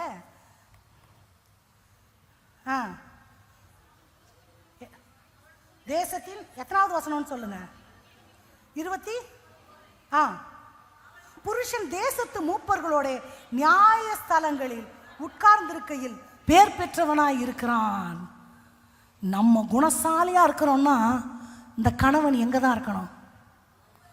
மூப்பர்களோட தலைவனா, ராஜாவா தான் என் கணவனை நான் பார்க்கணும். உங்களுக்கு ஒரு சீக்ரெட் சொல்லித்தரேன். நான் ராணி மாதிரி வாழணும்னு நினைக்கிறேன்னு வைங்களேன். எப்படி வாழணும்? சத்தமாக சொல்லுங்க, ஒன்றும் தப்பல்ல. என் மூஞ்சி தேவையான்னு நினைக்காதீங்க, எல்லாரும் ராணி தான். அவரை ராஜாவாக்கிட்டால் தானாகவே நான் ராணி ஆகிடுவேன். அப்படி தான் செய்யணும். எல்லாருக்கும் சோறு போட்டு பொரியலை அது தலைமையிலேயே வச்சு கொடுக்கணும். வீட்டுக்காருக்கு அப்படி கொடுக்கக்கூடாது. தனியாக ஒரு தட்டில் வச்சு கார்னிஷ் பண்ணி டெக்கரேட் பண்ணி கொண்டு கொடுங்க. இன்னையிலேருந்து நல்லா இருக்குலாம் சொல்ல மாட்டார், தோணாதவருக்கு. அவர் சொல்லணுன்றதுக்காக கொடுக்கல, மனசில் நான் அவரை அப்படி ராஜா மாதிரி நினைக்கிறேன் அப்படின்றதுக்கு அது அடையாளம். அவர் வரும்பொழுது எல்லாம் க்ளீன் ஆகிடணும். அவர் வரும்பொழுது பர்ஃபெக்ட் சமையல் ஆயிடணும். அப்படி ராஜா மாதிரி அவரை நீங்கள் பாருங்களேன். அவர் ராஜாவாயிட்டா நான் யார் தான்? நான் ஆளுக செய்யணும்னு அவசியம் இல்லை, எனக்கு கிரீடம் வைக்கணும்னு அவசியம் இல்லை. ராஜாவுக்கு மனைவி ஸ்பான்டேனியஸாக ராணி ஆகணும்னா அவரை யார் மாதிரி பார்க்கணும்? நீங்கள் கொஞ்சம் பார்த்து தான் பாருங்களேன். கணவர்மாருக்கும் சொல்கிறேன், உங்கள் மனைவியை நீங்கள் உன்னதமாக நினச்சி நல்லாவே இல்லைனா கூட நல்லா இருக்குன்னு 2 வார்த்தை சொல்லுங்களேன். உண்மையாகவே அடுத்த நாள்லேருந்து நல்லா சமைப்பாங்க. ஒரு விளையாட்டாக ஒரு காரியத்தை சொல்லிவிட்டு நான் ஜெபிக்க விரும்புகிறேன். அடுத்து ஒரே ஒரு விஷயம், that is the primary basic important, அதை மட்டும் சொல்லிவிட்டு நான் அந்த நேரத்தை நான் முடிக்க விரும்புகிறேன். ஒரு ஃப்ரெண்ட்ஸ் எல்லாம் சேர்ந்து ஆண்கள் பேசும்பொழுது, என்ன மனைவி சமைச்சா நல்லா இருக்குன்னு சொல்லுப்பா, சொல்லவே மாட்டேங்கிறேன். இவங்களுக்கு என்னென்னா சாப்பாட்டில் கை வச்சுன்னு ஃபோன் நோண்டின்னு சிந்தனைலாம் எங்கேயோ இருக்கும். நல்லாலனா சொல்லுவாங்க, இது என்ன இவ்வளோ உப்பு போட்டு வச்சுருக்கேன். நல்லா இருந்தால் சொல்லலைனாலே நல்லா இருக்குன்னு நம்ம நினச்சிக்க வேண்டியதான், வேறு வழி இல்லை.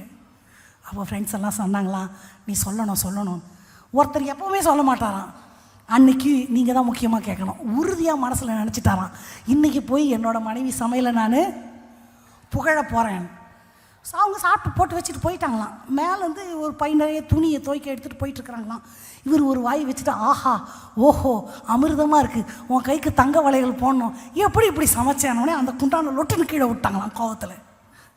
இன்னமா என்னால் முடியவே இல்லைன்னு இன்றைக்கி வேலை செய்கிற சிஸ்டர் சமைக்க சொன்னேன், இன்றைக்கி மட்டும் புகழ்றீங்க. அப்போ புகழும் போது நீ தான் செஞ்சியான்னு கேட்டுட்டு புகழணும், இல்லைனா அதுவும் வம்பா போயிடும். நம்ம வாழ்க்கை என்பது நிறை குறைகள் இருந்தாலும் ஒருவரை ஒருவர் தாங்கி என்கரேஜ் பண்ணி, என்கரேஜ்மெண்ட்டு எங்கே யார் சொன்னாலும் வீட்டு உள்ளேருந்து வர்றது that gives me a lot. எல்லாருக்குமே ஊரில் யார் வேணால் புகழலாம், ஆனால் மனைவி கிட்ட புகழறது. இங்கே குணசாலியான ஸ்திரீயை பார்க்கும்பொழுது அவள் பிள்ளைகள் எழும்பி 28வது வசனம் அவளை, அப்போ அது உண்மையாக தானே இருக்கும். ஒரு நாள் பார்க்குறவங்க நல்லவங்கன்னு சொல்கிறது சரியான சாட்சி இல்லை. நீங்கள் என்ன சொல்கிறீங்கல்ல, ஐயோ பாஸ்டர்மா நல்ல, அது பெரிய சாட்சி இல்லை. என் கூடவே வாழ்கிற என் கணவன் சொல்கிறது தான் எனக்கு பெரிய சாட்சி. பிறந்ததுலேருந்து என்னை பார்க்குற என் பிள்ளைங்க சொல்கிறது தான் எனக்கு. 23 வருஷம் பார்த்தா அப்பா சொன்னது கூட பொய்யா போயிடுச்சு. அப்போது பிள்ளைகள் சொந்த குடும்பத்தில் நான் சாட்சியாக வாழுகிறது ரொம்ப முக்கியம். ஆமாவா? குடும்பத்துக்காக எதை வேணால் விட்டு கொடுக்கணும். நேர்மையான உறவாக கூட இருக்கலாம். குடும்பமா அதுவா? பதில் சொல்லுங்க. அது நேர்மையான உறவு தானே, இருக்கட்டும். பெத்த தாய் தானே, இருக்கட்டும். First see your family. That will help you to encourage others. அப்போ என்னுடைய குடும்பத்துக்கு தான் நான் முதல் முக்கியத்துவம் கொடுக்கணுன்றது எல்லா தகப்பனும் எல்லா தாயும் இருதயத்தில் எழுதி கொடுக்க வேண்டும். இது எல்லாவற்றிற்கும் ஆதாரமாக நான் சொன்னேன், பனைமரம் ஆண்டவரை நோக்கி, ஒலிவ மர கொடி ஆண்டவரை ஃபஸ்ட்டு டிபெண்ட் பண்ணணும்.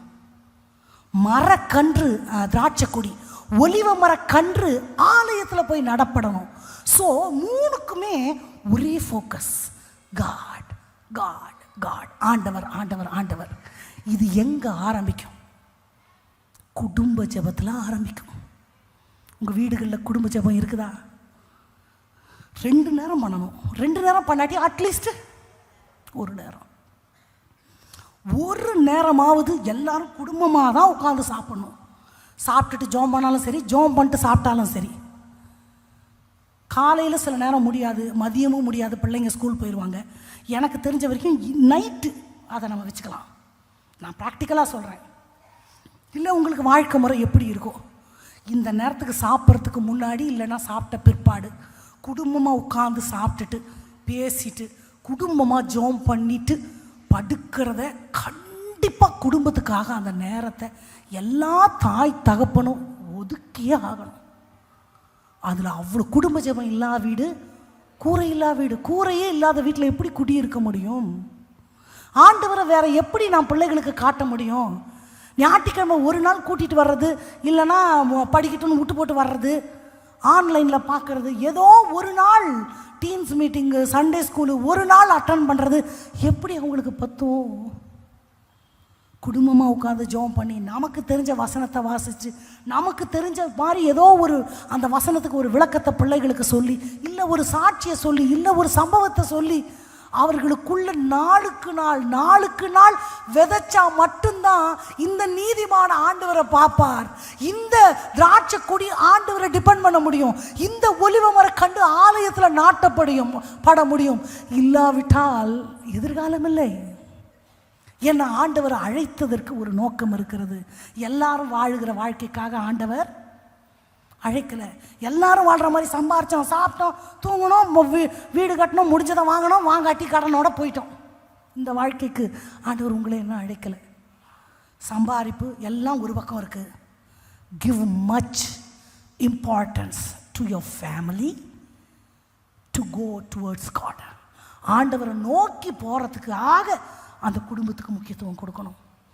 அந்த குடும்பத்துக்கு முக்கியத்துவம் கொடுத்தே ஆக வேண்டும். அதை உன்னதமாக நினைத்தே ஆக வேண்டும். வாஞ்சையின் அளவு தான் வரங்களின் அளவு. இந்த குடும்பத்தை ரொம்ப ஸ்பெஷல்னு நான் நினச்சா ஸ்பெஷல். எனக்கு கிடைச்ச மனைவி மாதிரி யாருக்குமே இல்லைன்னு நினச்சா அப்படிதான்.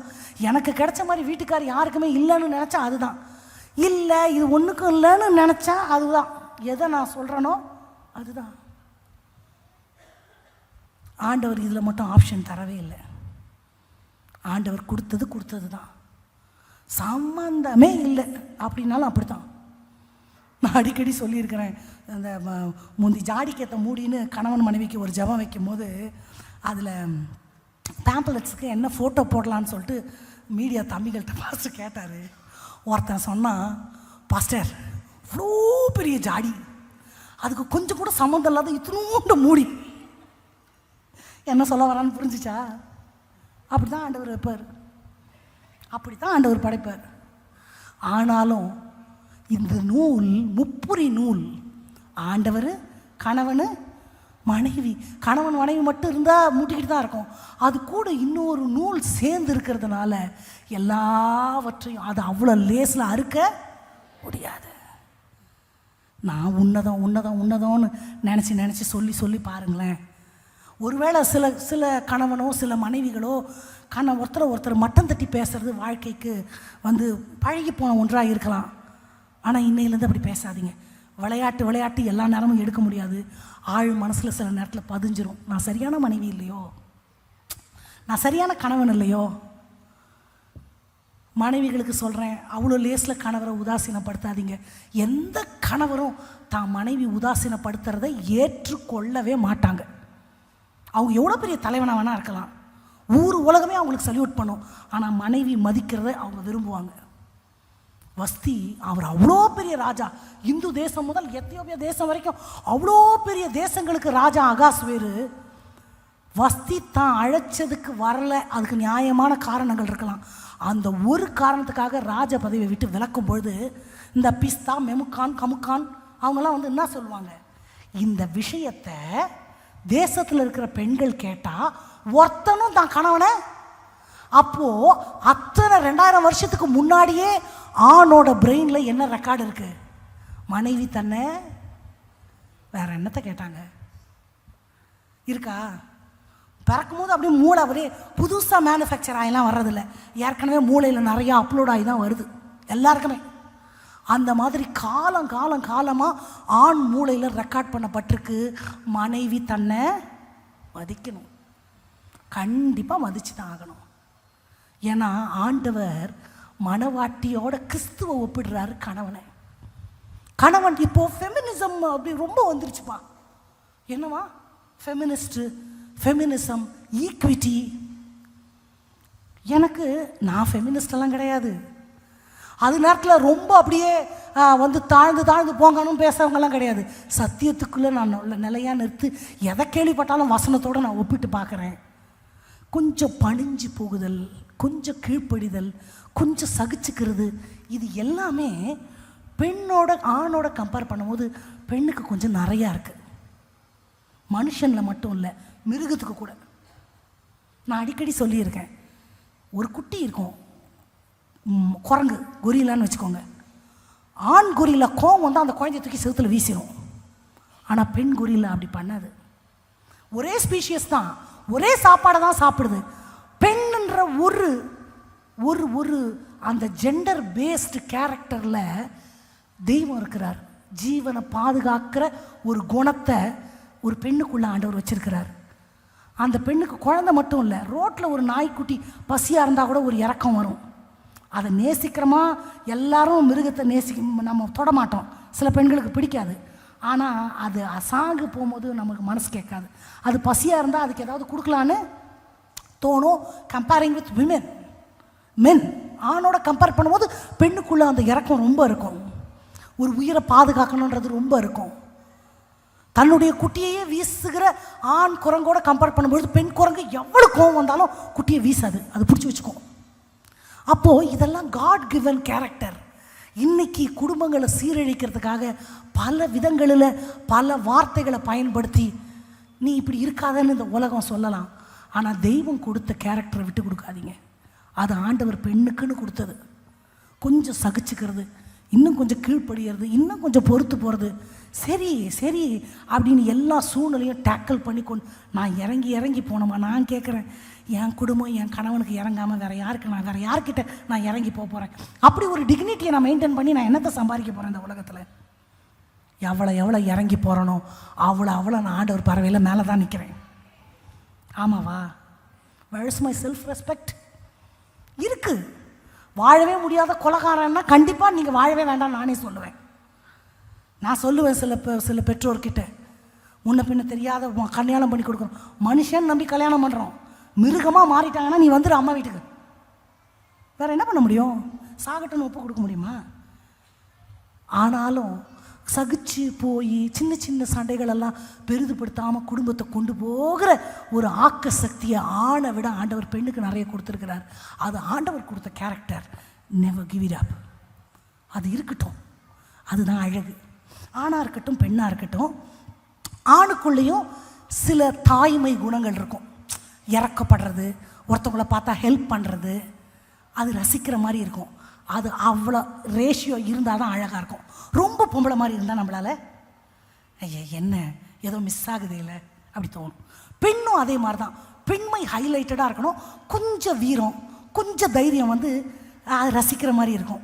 சே எப்படி பொண்ணாக இருந்துட்டு எவ்வளோ தைரியமாக இருக்கிறாங்க அப்படி.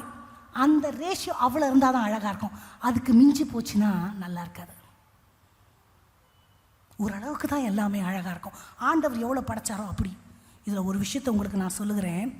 இன்றைக்கி நம்ம பிள்ளைங்களும் சரி, பெண் பிள்ளைகள் ஆண் உடைகளை அணிந்து கொள்ளுகிறாங்க. நம்ம கலாச்சாரம் மாறுது ரொம்ப ஈஸியாக நம்ம நினச்சிக்கிறோம். ஆண் பிள்ளைகள், இது வேதத்தின் படி பார்த்தோம்னா அஸ்தரோத்தின் ஆவி. அஸ்தரோத் என்ற பெண் தெய்வம் தன்னை ஆணாக பாவித்து கொள்ளும். அவங்களுக்குள்ள அது எல்லா ஆண் பூஜாரிகளை வச்சுருக்கோம். பூஜை நடத்தும் பொழுது அந்த பூஜாரிகள் பெண்களை போல ட்ரெஸ் பண்ணிட்டு வரணும். தெரியுமா உங்களுக்கு? நான் இந்த ஜெண்டரை ஏன் பேஸ் பண்ணி நான் சொல்கிறேன்னா, பெண்ணுன்னா பெண்ணு மாதிரி தான் இருக்கணும். அது கலாச்சாரத்தை பொறுத்து எதுன்னு நான் சொல்லலை. இந்த ட்ரெஸ் தான் அந்த ட்ரெஸ் தான் நான் சொல்லலை. ஆனால் பார்த்தா பொம்பளை பிள்ளைனா பொம்பளை பிள்ளை, பார்த்தா பையன்னா பையன், அப்படி தான் இருக்கணும். அதில் ஒரு மாற்றம். நான் ஈக்விட்டி, நான் பையன் மாதிரி தான் ட்ரெஸ் பண்ணுவேன், நான் பையன் மாதிரி தான் இருப்பேன். சில காரியங்களை ரசிக்கலாம், எல்லாத்தையும் ரசிக்க முடியாது. நான் தனியாக நின்றுப்பேன், நான் வாழ்ந்து காட்டுவேன், என்ன வேணா சொல்லலாம். நான் ஒன்று சொல்கிறேன், ஆணும் பெண்ணும் ஒன்று தான், ஆண்டவர் ஒன்றா தான் படைச்சிருக்கிறார். ஆனால் சிந்தையிலிருந்து மூளை, நரம்பு, செயல்பாடு, ஹார்மோன், தோற்றம், தோல், முடி எல்லாமே ஆணுக்கு வேற பெண்ணுக்கு வேற. அது மாற்றவே முடியாது. இன்னைக்கு இல்லை, எல்லா கலாச்சாரத்துலேயும் அப்படி தான் இருந்திருக்கு. உலகம் ஆரம்பித்ததுலேருந்து இன்னைக்கு வரைக்கும் பெண் ஜாதினே சொல்லலாம். இது பெண் ஜாதி, அது ஆண் ஜாதி தான். அதுக்கு வித்தியாசமே இல்லை. அது என்றைக்குமே ஒன்றா ஒரே மாதிரி அந்த திங்கிங்கள் வரவே வராது. ஆண்டவர் அப்படி படைக்கவே இல்லை. மற்றதெல்லாம் ஒன்றா இருக்கலாம், சாமர்த்தியம் இருக்கலாம். வேதத்தில் ஆளுமையுடைய தெபோராளெல்லாம் வேதம் காமிச்சிருக்கு. பயங்கரமாக வீரமாக வாழ்ந்த பெண்கள் இருக்கிறாங்க, ஊழியம் செஞ்ச பெண்கள் இருக்கிறாங்க, தைரியமாக இருந்த பெண்கள் இருக்கிறாங்க. வேதம் அதையும் என்கரேஜ் பண்ணிட்டு தான் இருக்கு. அதே வேதம் தான் சொல்லுது, உன் கணவருக்கு நீ கீழ்ப்படி. தலை அவரு, அதுக்குன்னு நான் தான் தலை, நீ அடிமைன்னு சொல்ல முடியாது. இன்னொரு உண்மையும் தகப்பன் புரிஞ்சுக்கணும், கழுத்து மனைவி தான். நீ தலையாக தான் இருப்ப, ஆனால் உன்னை திசை திருப்புறது யார் தான்? கழுத்து பெண்கள் தான். அது அதிகாரத்தில் வரக்கூடாது, அன்பில் வரணும். நான் சொல்கிறதெல்லாம் வீட்டுக்காரர் கேட்கணுமா? என்ன தலைகீழாக நின்னாலும் எந்த வீட்டுக்காரும் கேட்க மாட்டார். ஆனால் சொல்கிற விதத்தில் சொல்லி புரிய வச்சு நம்ம செய்ய வேண்டியதை செய்யலாம். அதுக்கு இதுக்கும் வித்தியாசம் இருக்கு. அதை தான் நான் சொல்கிறேன். நீ தான் தலை, ஆண்டவர் நியமித்தது. சபையோட ஆண்டவரோட ஒப்பிடுறதுனால நீ தலையாக இருக்கிறதுல எனக்கு எந்த வித ரெண்டாம் பட்ச கருத்தும் இல்லை என்பதில் எல்லாரும் அவங்கள விட நிறைய சம்பாரிச்சாலும், கணவரை விட அறிவாளிகளாக இருந்தால் கூட அவர் தான் தலை. உன்னை விட நான் தலை அப்படிங்கிற கணம், தலைகணம் நமக்கு வந்துடக்கூடாது. கழுத்து அவங்க தான். இது ரெண்டுமே பேலன்ஸாக கொண்டு போகிறதான் வாழ்க்கை. இது எங்கே ஆரம்பிக்குதுன்னா உங்களுடைய ஜெபத்தில் ஆரம்பிக்குது. ஒரே ஒரு வாரம் ஒரு ஃபேமிலி கேம்ப் அட்டன் பண்ணிவிட்டு ஒரு இதில் வந்துடாது. டெய்லி டெய்லி டெய்லி வேதத்தை வாசித்து வாசித்து நம்ம கணவன் மனைவிக்குள்ளே இருக்கிற வாழ்க்கையை பார்த்து பிள்ளைங்க படிக்கணும். This is what life is all அபவுட்ங்க. அதுதான் ஆண்டவர் நியமித்தது. இந்த குடும்ப ஜெபத்தில் அவ்வளோ முக்கியத்துவம் கொடுக்க வேண்டிய ஒரு கட்டாயத்துக்குள்ளே ஆண்டவருடைய பிள்ளைகள் நீங்களும் நானும் வந்திருக்கிறோம். யார் வீட்டிலலாம் குடும்ப ஜெபம் இல்லையோ வருகிற நாட்களில் அதை நீங்கள் ஆரம்பிக்கும்படி நான் உங்களை கேட்டுக்கொள்ளுகிறேன். உங்களை குடும்பத்தோடு, உங்கள் குடும்பத்துக்கு நீங்கள் நிறைய முக்கியத்துவம் கொடுத்து அந்த நேரத்துக்கு ஏதோ ஒரு நாள் 2 நாள் தவறுனா பரவாயில்ல, ஆனால் வாரத்தில் ஒரு 5 நாளாவது அந்த ஜெபத்தை ரெகுலராக குடும்பமாக உட்கார்ந்து எல்லாரும் வந்து அது நடத்தி கொண்டு போகும்பொழுது குடும்பத்துக்குள்ளே நிறைய ஐக்கியத்தை உங்களால் பார்க்க முடியும், அந்யோன்யத்தை பார்க்க முடியும். அதை சத்துரு எரிகிற எல்லா அக்னி ஆஸ்திரங்களிலிருந்து விடுதலை தந்து குடும்பத்துக்குள்ளே பயங்கரமாக ஆண்டவர் கிரியை செய்கிறத நம்மளால் கண்கூடாய் பார்க்க முடியும். அந்த ஏசன்னாவை பற்றி சாட்சி நீங்கள் கேள்விப்பட்டிருப்பீங்க. ஆந்திர பிரதேசத்தில் ஆண்டவருக்காக பெரிய ஊழியத்தை நிறைவேற்றின தேவ மனுஷன். அவர் செய்வின கோளாறுகளினால் பைத்தியம் பிடித்து பல ஆண்டுகள் திரியும் பொழுது அவருக்கு விடுதலை ஒரு குடும்ப ஜெபத்தில் கிடச்சிச்சு. நம்ம குடும்ப ஜெபம்னா அது ரொம்ப சாதாரணமான ஜெபம். அதில் பிரசங்கம் இருக்காது, ஆராதனை இருக்காது. நானே குடும்ப ஜெபம் எப்படி பண்ணியிருக்கோன்னா, ஒரு பாட்டு பாடுவோம், ரெகுலராக பைபிள் ஒரு படிப்போம், ஒவ்வொரு நாளைக்கு ஒருத்தர் ஜெபம் பண்ணுவோம். இப்படி தான் எங்கள் அப்பா வீட்டில் நானே ஜெபம் பண்ணியிருக்கிறேன். அப்போது விட்டுருங்க, அவர் தூங்கிடுவார். அப்போது நம்ம போய் விட்டுருங்க, அவன் குழந்தை, அவன் அழுகுறான், விட்டுருங்க. அப்போது நம்ம குடும்ப ஜெபத்தை ரொம்ப சாதாரண ஜெபமாக நினைக்கிறோம். ஆனால் குடும்பத்திற்கான ஆணி வேறே அந்த குடும்ப ஜெபத்தில் இருக்குது. தயவு செய்து வருகிற அந்த ஆண்டுகளில் குடும்ப ஜெபத்துக்கு ஆண்டவர் பிள்ளைகள் நிறைய முக்கியத்துவம் கொடுங்க. குடும்பத்துக்காக நேரத்தை ஒதுக்குங்க. குடும்பத்தை உன்னதமாக நினைங்க. இந்த என்ன வந்தாலும், அது ஒரு பிரச்சனை வந்தாலும், அம்மா அப்பா சொந்தக்காரங்க எது வந்தாலும் என் மனசில் ஒரே ஒரு கேள்வி வரணும், குடும்பம் முக்கியமா இது முக்கியமா? அது ரொம்ப நியாயம் இருக்கலாம், அதில் ரொம்ப இரக்கம் நமக்கு வரலாம். இல்லை, அம்மா பாவம், அப்பா பாவம், கூட பிறந்த பாவம், 1000 காரணங்கள் நியாயங்கள் இருக்கலாம். ஆனால் என்னோட இம்பார்ட்டன்ஸ் எதுக்கு ஃபஸ்ட்டு, அதை நினச்சி தான் டிசைட் பண்ணணும். தகப்பனுக்கும் சொல்கிறேன், தாய்க்கும் சொல்கிறேன். இல்லைன்னு சொன்னோம்னா குடும்பத்துக்குள்ளே ஃப்ரிக்ஷன்ஸ் வர ஆரம்பிக்கும். ஆண்டவர் கொடுத்ததுக்கு முதலிடம் கொடுக்க ஆண்டவர் பிள்ளைகள் பழக வேண்டும். குடும்ப ஜெபத்துக்கு முக்கியத்துவம் கொடுக்க வேண்டும். ஆண்டவர் குடும்பத்தை இவ்வளோ உன்னதமாக நினைத்து வேதத்தில் எதெல்லாம் உன்னதமோ அதுக்கு ஒப்பிட்டிருக்கிறார். பனை மரத்துக்கு ஒப்பிட்டிருக்கிறார், ஒலிவ மரத்துக்கு ஒப்பிட்டிருக்கிறார், திராட்சை செடிக்கு ஒப்பிட்டிருக்கிறார். இஸ்ரவேல் ஜனங்க வாழ்க்கையினுடைய உன்னதங்களுக்கு ஆண்டவர் ஒப்பிட்டிருக்கிறார். அவ்வளவு ஆசீர்வாதம். பரலோக ராஜ்யத்தில் மூப்பர்கள் குருத்தோலைகளை கைகளில் ஏந்திக்கிட்டு இருப்பாங்களாம். என்ன குருத்தோலை எங்கேருந்து வரும்? பனைமரத்துலேருந்து தான் வரும். அப்போது நீதிமான் பனைமரத்துக்கு ஆண்டவர் ஒப்பிடுறாருன்னா எவ்வளோ தூரத்துக்கு ஆண்டவர் கொண்டு போடுறார். ஆண்டவர் எல்லாரும் வாழ்கிற வாழ்க்கையில் நான் குடும்பத்துக்காக வாழ்ந்தாலும் என் நோக்கம் யாரை பார்த்து மட்டும்தான், ஆண்டவரை பார்த்து பார்த்து பார்த்து வாழ ஆண்டவர் அழைத்திருக்கிறார். அது முதல்ல வீட்டுக்குள்ளே குடும்ப ஜெபத்தில் ஆரம்பிக்கணும். அதுதான் ஊழியம். நான் ஊழியம் செய்யணும், என் பிள்ளைங்க ஊழியம் செய்யணும், கணவர் ஊழியம் செய்யணும். என்ன வேலை செஞ்சுக்கிட்டு இருக்கிறனோ நான் ஊழியத்தில் நான் ஒரு டச் எனக்கு இருந்துக்கிட்டே இருக்கணும்னா தான் நீங்கள் ஆண்டவர் சித்தத்துக்குள்ளே இருக்கிறீங்கன்னு அர்த்தம். இல்லைனா உங்கள் சித்தத்தில் ஆண்டவரை வச்சுட்டு அப்படியே போய்கிட்டு இருக்கிறீங்கன்னு அர்த்தம். எது வேணும்னு டிசைட் பண்ணிக்கோங்க. நான் சொல்ல வேண்டியது சொல்லிட்டேன். நியாய தீர்ப்பு நாளில் எல்லாரும் அப்படியே ஏஞ்சி நிற்கலாமா? நியாய தீர்ப்பு நாளில் ஒரு கற்பனைக்குள்ளே போங்க. ஆண்டவர் உங்களை பார்த்து கேட்பார், மகளே நீ என்ன எனக்காக ஊழியம் செஞ்ச? ஆண்டவரே நான் நல்லா டெய்லி அதிகாலையில் ஜெபம் பண்ணனே. ரைட்டு, இருக்கட்டும், அது உனக்காக பண்ணேன்.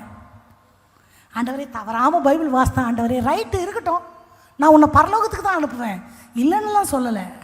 சுத்த இருதயம் உள்ளவர்கள் அவங்க தேவனை தரிசிப்பாங்க. You are 100% eligible to enter into the kingdom of God. I have no doubt on it. ஆண்டவரே அப்படி இருந்தனே, இப்படி இருந்தனே, எல்லாம் ஓகேப்பா, நீ என்ன ஊழியம் செஞ்ச? ஆண்டவரே நான் ஒன்றும் ஊழியக்காரி இல்லையே, நான் விசுவாசியாச்சே. அண்ணா please be on the keys. நான் ஊழியம் செஞ்சேன், நான் ஊழியக்காரி இல்லையே. அன்னைக்கு என்னைக்கு இன்னைக்கு என்ன டேட்டு? இன்னைக்கு 9ஆம் தேதி ஜனவரி மாதம் ஃபாஸ்டிங் ப்ரேயரில் என் பிள்ளைய கொண்டு நான் உனக்கு சொன்னல, உன்னால் முடிஞ்ச ஊழியத்தை நீ செய்யணும்னு. என்ன மோளையே செஞ்ச அப்படின்னு ஆண்டவர் கேட்டா, நியாய தீர்ப்பு நாளில் நீங்கள் பதில் சொல்லணும். எல்லாமே அவர் நாமத்தில் சிறியருக்கு ஒருவரை எதை செய்தீர்களோ அதை எனக்கே செய்தீர்கள். கஷ்டப்பட்டவங்கள பார்த்து உங்கள் கையில் இருக்கிற காசை கொடுத்தா கூட ஊழியம். சாப்பிட கூட முடியாமல் படுக்கையில் இருக்கிறவங்களுக்கு உங்களால் டெய்லி இல்லைனா கூட முடிஞ்ச அன்னைக்கு நீங்கள் உங்கள் சாப்பாடை சமைச்சு கொண்டு கொடுத்தா அது கூட ஊழியம். சின்ன சின்ன சின்ன சின்ன ஊழியம். எங்கள் அம்மாவை பற்றி ஒரு சாட்சி நான் சொல்கிறேன். கொஞ்சம் ரொம்ப கஷ்டமாக இருக்கும் கேட்குறதுக்கு அந்த வார்த்தைகள். ஆனால் அவங்கள குடும்பமாக நினச்சி நான் சொல்கிறேன். இப்போ நினச்சி பார்க்குறேன், அவங்களால முடிஞ்ச ஊழியத்தை அவங்க செஞ்சுருக்கிறாங்க.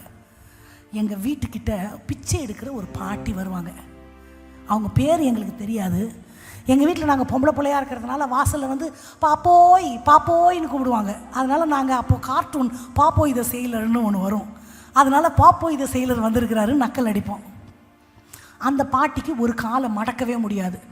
ஸ்ட்ரெயிட்டாக அந்த கால் நீட்டி இருக்கும். ஒரு காலை மட்டும் மடக்கி வச்சுட்டு ஊந்து ஊந்து வருவாங்க. எங்கள் அம்மா அவங்களுக்கு சாப்பாடு கொடுப்பாங்க. ஒரு நாள் எங்கள் அம்மா அவங்கள்ட்ட கேட்டாங்க, இப்படி உட்காந்துட்டு இருக்கிறீங்களே, நீங்கள் 1க்கு 2க்கு போனால் எப்படி கழுவுவீங்கன்னு. அவங்க அழுதாங்க. கழுவ முடியாமல் நாரிக்கிட்டு இருக்கிறேன், எனக்கு யாரும் இல்லை. அன்னையிலேருந்து அந்த பாட்டி சாகிற வரைக்கும் அந்த அம்மா கக்கா பண்ணிட்டு வருவாங்க. வெளியே டிச்சி இருக்கும். எங்கள் அம்மா பக்கெட் ஊற்றில் தண்ணி வச்சு அவங்களுக்கு தண்ணி ஊற்றுனாங்க.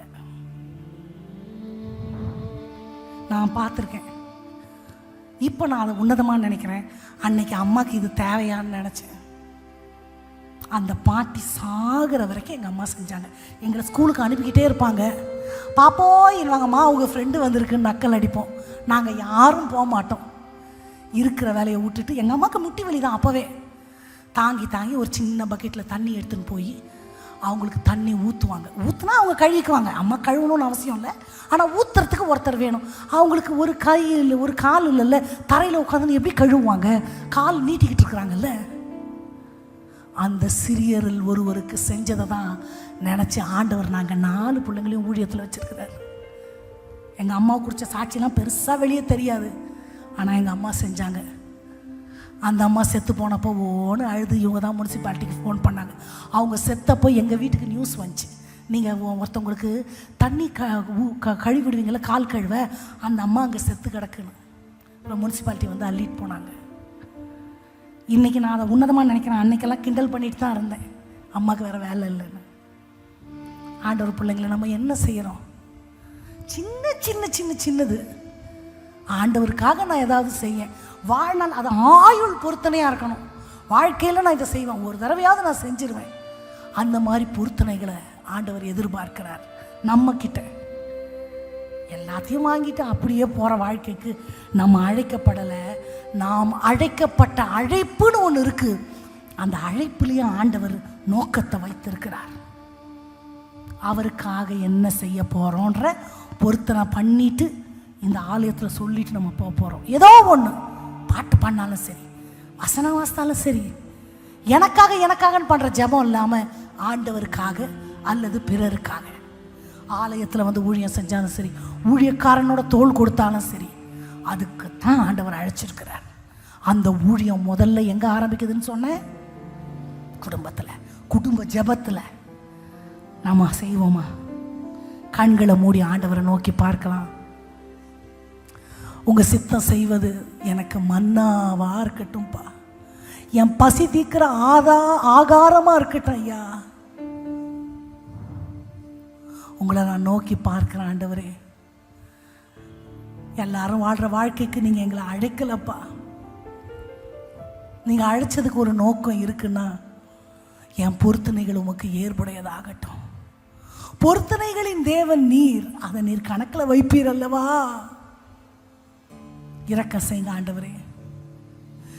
ஆண்டவர்கிட்ட சொல்லுங்க, உங்களுக்கு என்ன ஆண்டவர்கிட்ட நீங்கள் செய்யணும்னு ஆசைப்படுறீங்களோ அதை செய்யறதுக்கு ஒரு கிருபை உங்கள் மேலே ஆண்டவர் ஊற்றுவார்.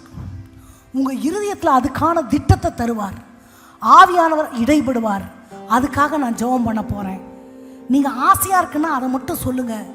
அதை நிறைவேற்றி முடிக்கிற ஆவியானவர் இந்த ஆலயம் முழுவதும் உலாவி உங்கள் மேலே அதுக்கான ஒரு அபிஷேகத்தை ஊற்றணும்னு நான் ஜெபம் பண்ண போகிறேன். கரங்களை பெற்றுக்கொள்வது போல வைத்து கொள்ளலாம். ஊற்றிடுமே உமக்கிரியை இந்த நாளில் எங்கள் மேலே, ஊற்றிடுமே உமக்கிரியை இந்த நாளில் எங்கள் மீது வல்லமையோடே, வல்லமை வல்லமை தாருமே. தேசத்தை உமக்காக கலக்கிட அபிஷேகம் அபிஷேகம் ஊற்றுமே. அனல் கொண்டு உமக்காக எழும்பிட வல்லமை வல்லமை தாருமே. தேசத்தை உமக்காக கலக்கிட அபிஷேகம் அபிஷேகம் ஊற்றுமே. அனல் கொண்டு எழும்பிட ஊற்றிடுமே உமக்கிரியை இந்த நாளில் எங்கள் மேலே, ஊற்றிடுமே அக்கிரியை இந்த நாளில் எங்கள் மீது வல்லமையோடே, வல்லமை வல்லமை. பொருத்தனை பண்ணி முடிச்சிட்டீங்கன்னா ஏசப்பாட்ட கேளுங்க, என் மேல ஒரு அக்கினி ஊற்றப்படட்ட ஆண்டவரே. நான் எப்படி வாழ்ந்திருந்தாலும் பரவாயில்ல, இனி உங்க திட்டத்துக்குள்ள நான் வரணும், இனி உங்க அழைப்புக்குள்ள நான் வரணும், இனி உங்க செயல்பாடுகளுக்குள்ள நான் வரணும். ஆவியானவர் என் மேல நிழலிடணுமே. நாளில் செய்தது போல அக்கினியின் நாவுகள் பொழிந்திடுமே. பெந்தேகோஸ்தே நாளில் செய்தது போல அக்கினியின் நாவுகள் பொழிந்திடுமே. அப்போஸ்தலர் நாட்களில் செய்தது போல இன்றும் செய்ய வேண்டுமே. அப்போஸ்தலர் நாட்களில் செய்தது போல இன்றும் செய்ய வேண்டுமே. கேட்கலாமா? ஊற்றிடுவே வல்லமையை இந்த நாளில் எங்கள் மேலே, ஊற்றிடுவே அக்கினியை இந்த நாளில் எங்கள் மீது வல்லமையோடே, வல்லமை வல்லமை தாருமே. தேசத்தை உமக்காக கலக்கிட அபிஷேகம் அபிஷேகம் ஊற்றுமே. அனல் கொண்டு கேட்டுக்கிட்டே இருக்கலாமா ஆண்டவர் இடத்துல? வல்லமை ரேதோஷேவரேல பௌதரபலன நீரலகதோஷேவர பௌதரபலன. அபிஷேகம் அபிஷேகம் அனல் கொண்டு மாம்சமான யாவர் மேலும் ஊற்றுவேன் என்ற வாக்குத்தத்த ஆவியை ஊற்ற வேண்டுமே. மாம்சமான யாவர் மேலும் ஊற்றுவேன் என்ற வாக்குத்தத்த ஆவியை ஊற்ற வேண்டுமே. நீச்சலாழம் கொண்டு சென்று நீந்தச் செய்யுமே. நதியால் அந்நிய பாஷையின் அடையாளத்தை பெற்றவங்க அந்நிய பாஷை பேசிக்கொண்டே இருக்கலாம். பரிசுத்த ஆவியானவர் உங்களிடத்துல வரும் பொழுது அவர்கள் அதிகமாய் தைரியம் அடைந்து முன்னிலும் அதிகமாய் திருவசனத்தை பிரசங்கித்தார்கள். ஆண்டவருடைய திட்டத்துக்குள்ள வருவதற்கு பரிசுத்த ஆவியானவர் நம்ம மேல நிழலிடும் பொழுது அதற்கென ஒரு விசேஷித்த கிருபை, அதற்கென ஒரு புரிதல், அதற்கென ஒரு வழிகாட்டுதல் நம்ம மேல நிழலிடுவதை கண்கூடாய் காண முடியும். அந்நிய பாஷையின் அடையாளத்தை பெற்ற பிள்ளைகள் அந்நிய பாஷையில பேசிக்கொண்டு என் மேல ஒரு ஆவியை ஊற்றுங்க ஆண்டவரே. கணுக்கால் அளவுலயே நான் நிக்கிறேன், முழங்கால் அளவு, இடுப்பளவு, நீச்சல் ஆழ அனுபவம் எனக்கு வேணும் ஆண்டவரே. ஏன் திட்டங்கள், ஏன் தீர்மானங்கள், ஏன் ஆசைகள் என்னுடைய எல்லாம் சிலுவையில அறையப்பட்டு சாம்பலாக்கப்படுவதாக தமது பரிபூரணமாக்கப்பட்ட சித்தம் என் மேல, சபை மேல, பிள்ளை பிள்ளைகள் மேல, விசுவாச மக்கள் மேல, ஊழியர்கள் மேல, எல்லார் மேல, குழந்தைகள் மேல, வாலிபர் மேல, தகப்பன் மேல, பிள்ளைகள் மேல ஊற்றப்படுவதாக, ஊற்றப்படுவதாக, ஊற்றப்படுவதாக. இப்போ இப்போ இதுவரை கண்டிராத அளவிற்கு, இதுவரை பார்த்திராத அளவிற்கு இப்போ ராஜா, இப்போ ராஜா கண்கூடாய் கண்கூடாய் காண கர்த்தர் நீர் இரக்கத்தை பாராட்ட வேண்டுமே.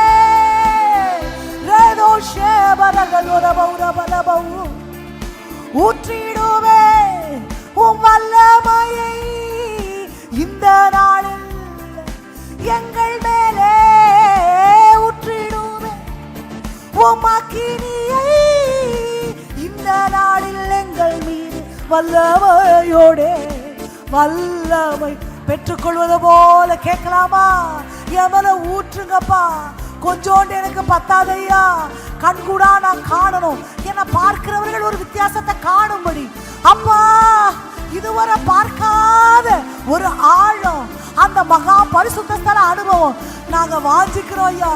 அந்நிய பாஷையின் அடையாளத்தை பெறாத பிள்ளைகள் மேல அக்கினி அபிஷேகம் ஊற்றப்படுவதாக, நாவுகள் அக்கினி தொடுகளால தொடப்படுவதாக, அந்நிய பாஷையின் அடையாளத்தோடு அச்சாரமான ஆவியானவர் இறங்குவீராக ராஜா.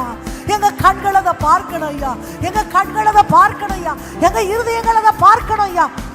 எங்களுக்குள்ள ஒரு மாற்றம் வருவது இப்போ இப்போ எங்களை சுற்றி உள்ளவர்கள், எங்க குடும்பத்தில் உள்ளவர்கள் சுவாவங்களில் ஒரு மாற்றம் அப்பா, எங்க ஜெபங்களில் ஒரு மாற்றம், வேதத்தை வாசிக்கிறதுல ஒரு மாற்றம், ஒரு எழுப்புதலின் அக்கினி இந்த புதிய ஆண்டுல உமது கரத்திலிருந்து எங்களுக்கு அப்பா தானமாய் தானமாய் அருளப்படுவதாக.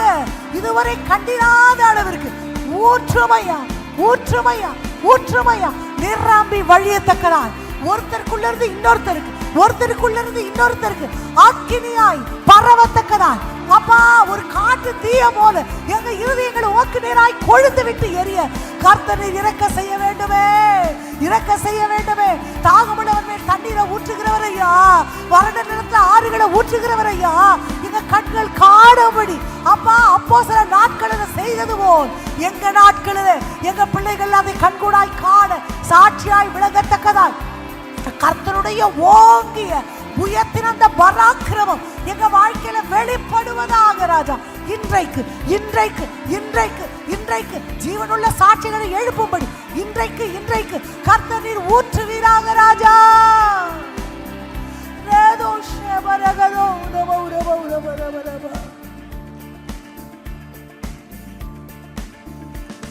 உம்மை நோக்கி பார்க்கிற யாவருக்கும் பாரபட்சம் இல்லாம இறங்குகிற தெய்வம் ஐயா. பரிசுத்த ஆவியானவர் எங்க மேல வரும்பொழுது நாங்க கற்பனை பண்ணாததெல்லாம் கூட நீர் எங்களை கொண்டு செய்ய வல்லவர் ஆண்டவரே. உங்க கரத்தில் இருக்கிற தண்ட ஆயுதமாய் அஸ்திராயுதமாய் இந்த ஆலயத்தில் இருக்கிற எல்லா பிள்ளைகளையும் நான் ஒப்பு கொடுக்கிறேன். உங்க ஸ்தானத்துல உங்களுடைய பிரதிநிதியாய் இருந்து நான் ஒப்பு கொடுக்கிறேன். உமது அம்பராத்துணிய நிரப்பின பிள்ளைகளாய் ஒவ்வொருவரையும் நான் உமது கரத்தில் ஒப்பு கொடுக்கிறேன். உங்க கையிலிருந்து புறப்படுகிற அந்த தண்டாயுதம் அனுப்பப்பட்ட நோக்கத்தை நிறைவேற்றாமல் உங்களிடத்துல திரும்பாதல்லவா? அந்த அபிஷேகம் அந்த புரிஞ்சாலும் புரியாட்டாலும் எல்லாருடைய சிந்தைகளுக்குள்ள வருவதாக ராஜா. எங்களுக்கு நேராய் பெரிய ஊழியங்கள் இருக்கிறது. கர்த்தர் தாமே எல்லாவற்றையும் நிறைவேற்ற எங்க ஒவ்வொருவரையும் பயன்படுத்த வேண்டுமாய் ஜெபிக்கிறேன். கர்த்தருடைய கரம் எங்களோடு கூட இருக்கட்டும். இன்னும் அபிஷேகம், இன்னும் அன்பின் ஆழங்கள் எல்லாவற்றையும் நாங்கள் அறிந்து கொள்ள கர்த்தர் உதவி செய்யுங்க ஐயா. ஏதோ உலகத்தின் ஆசீர்வாதங்களுக்கு பின்னாடி போகிற கூட்டமாய் அல்ல, உமது அன்பின் ஆழங்களுக்குள்ள நீர் எங்களை அழைத்து செல்ல வேண்டுமாய் நாங்கள் ஜெபிக்கிறப்பா. உமது கரத்தினுடைய அபிஷேகத்தினால நீர் எங்களை மூடிக்கொள்ளுவதை கண்கூடாய் காண உதவி செய்யுங்க. தெய்வத்தின் திருக்கரங்களில் ஒப்பு கொடுக்கிறோம். கர்த்தருடைய ஆவியானவர் எங்களோடு கூட இருந்து வழி நடத்துங்க. இயேசுவின் நாமத்தில் ஜெபத்தை ஏறெடுக்கிறோம் எங்கள் நல்ல தகப்பனே. ஆமென் ஆமென். என் ஆத்துமாவே கர்த்தரை ஸ்தோத்திரி, என் முழு உலகையுடைய பரிசுத்த நாமத்தை ஸ்தோத்திரி. என் ஆத்துமாவே கர்த்தரை ஸ்தோத்திரி, கர்த்தர் செய்த சகல உபகாரங்களையும் மறவாதே. ஆமென் ஆமென். கர்த்தர் உங்கள் ஒவ்வொருவரையும் ஆசீர்வதிப்பார். இந்த நாளில் ஜெபத்துக்கு வந்த எல்லாரையும் கர்த்தர் ஆசீர்வதிப்பார்.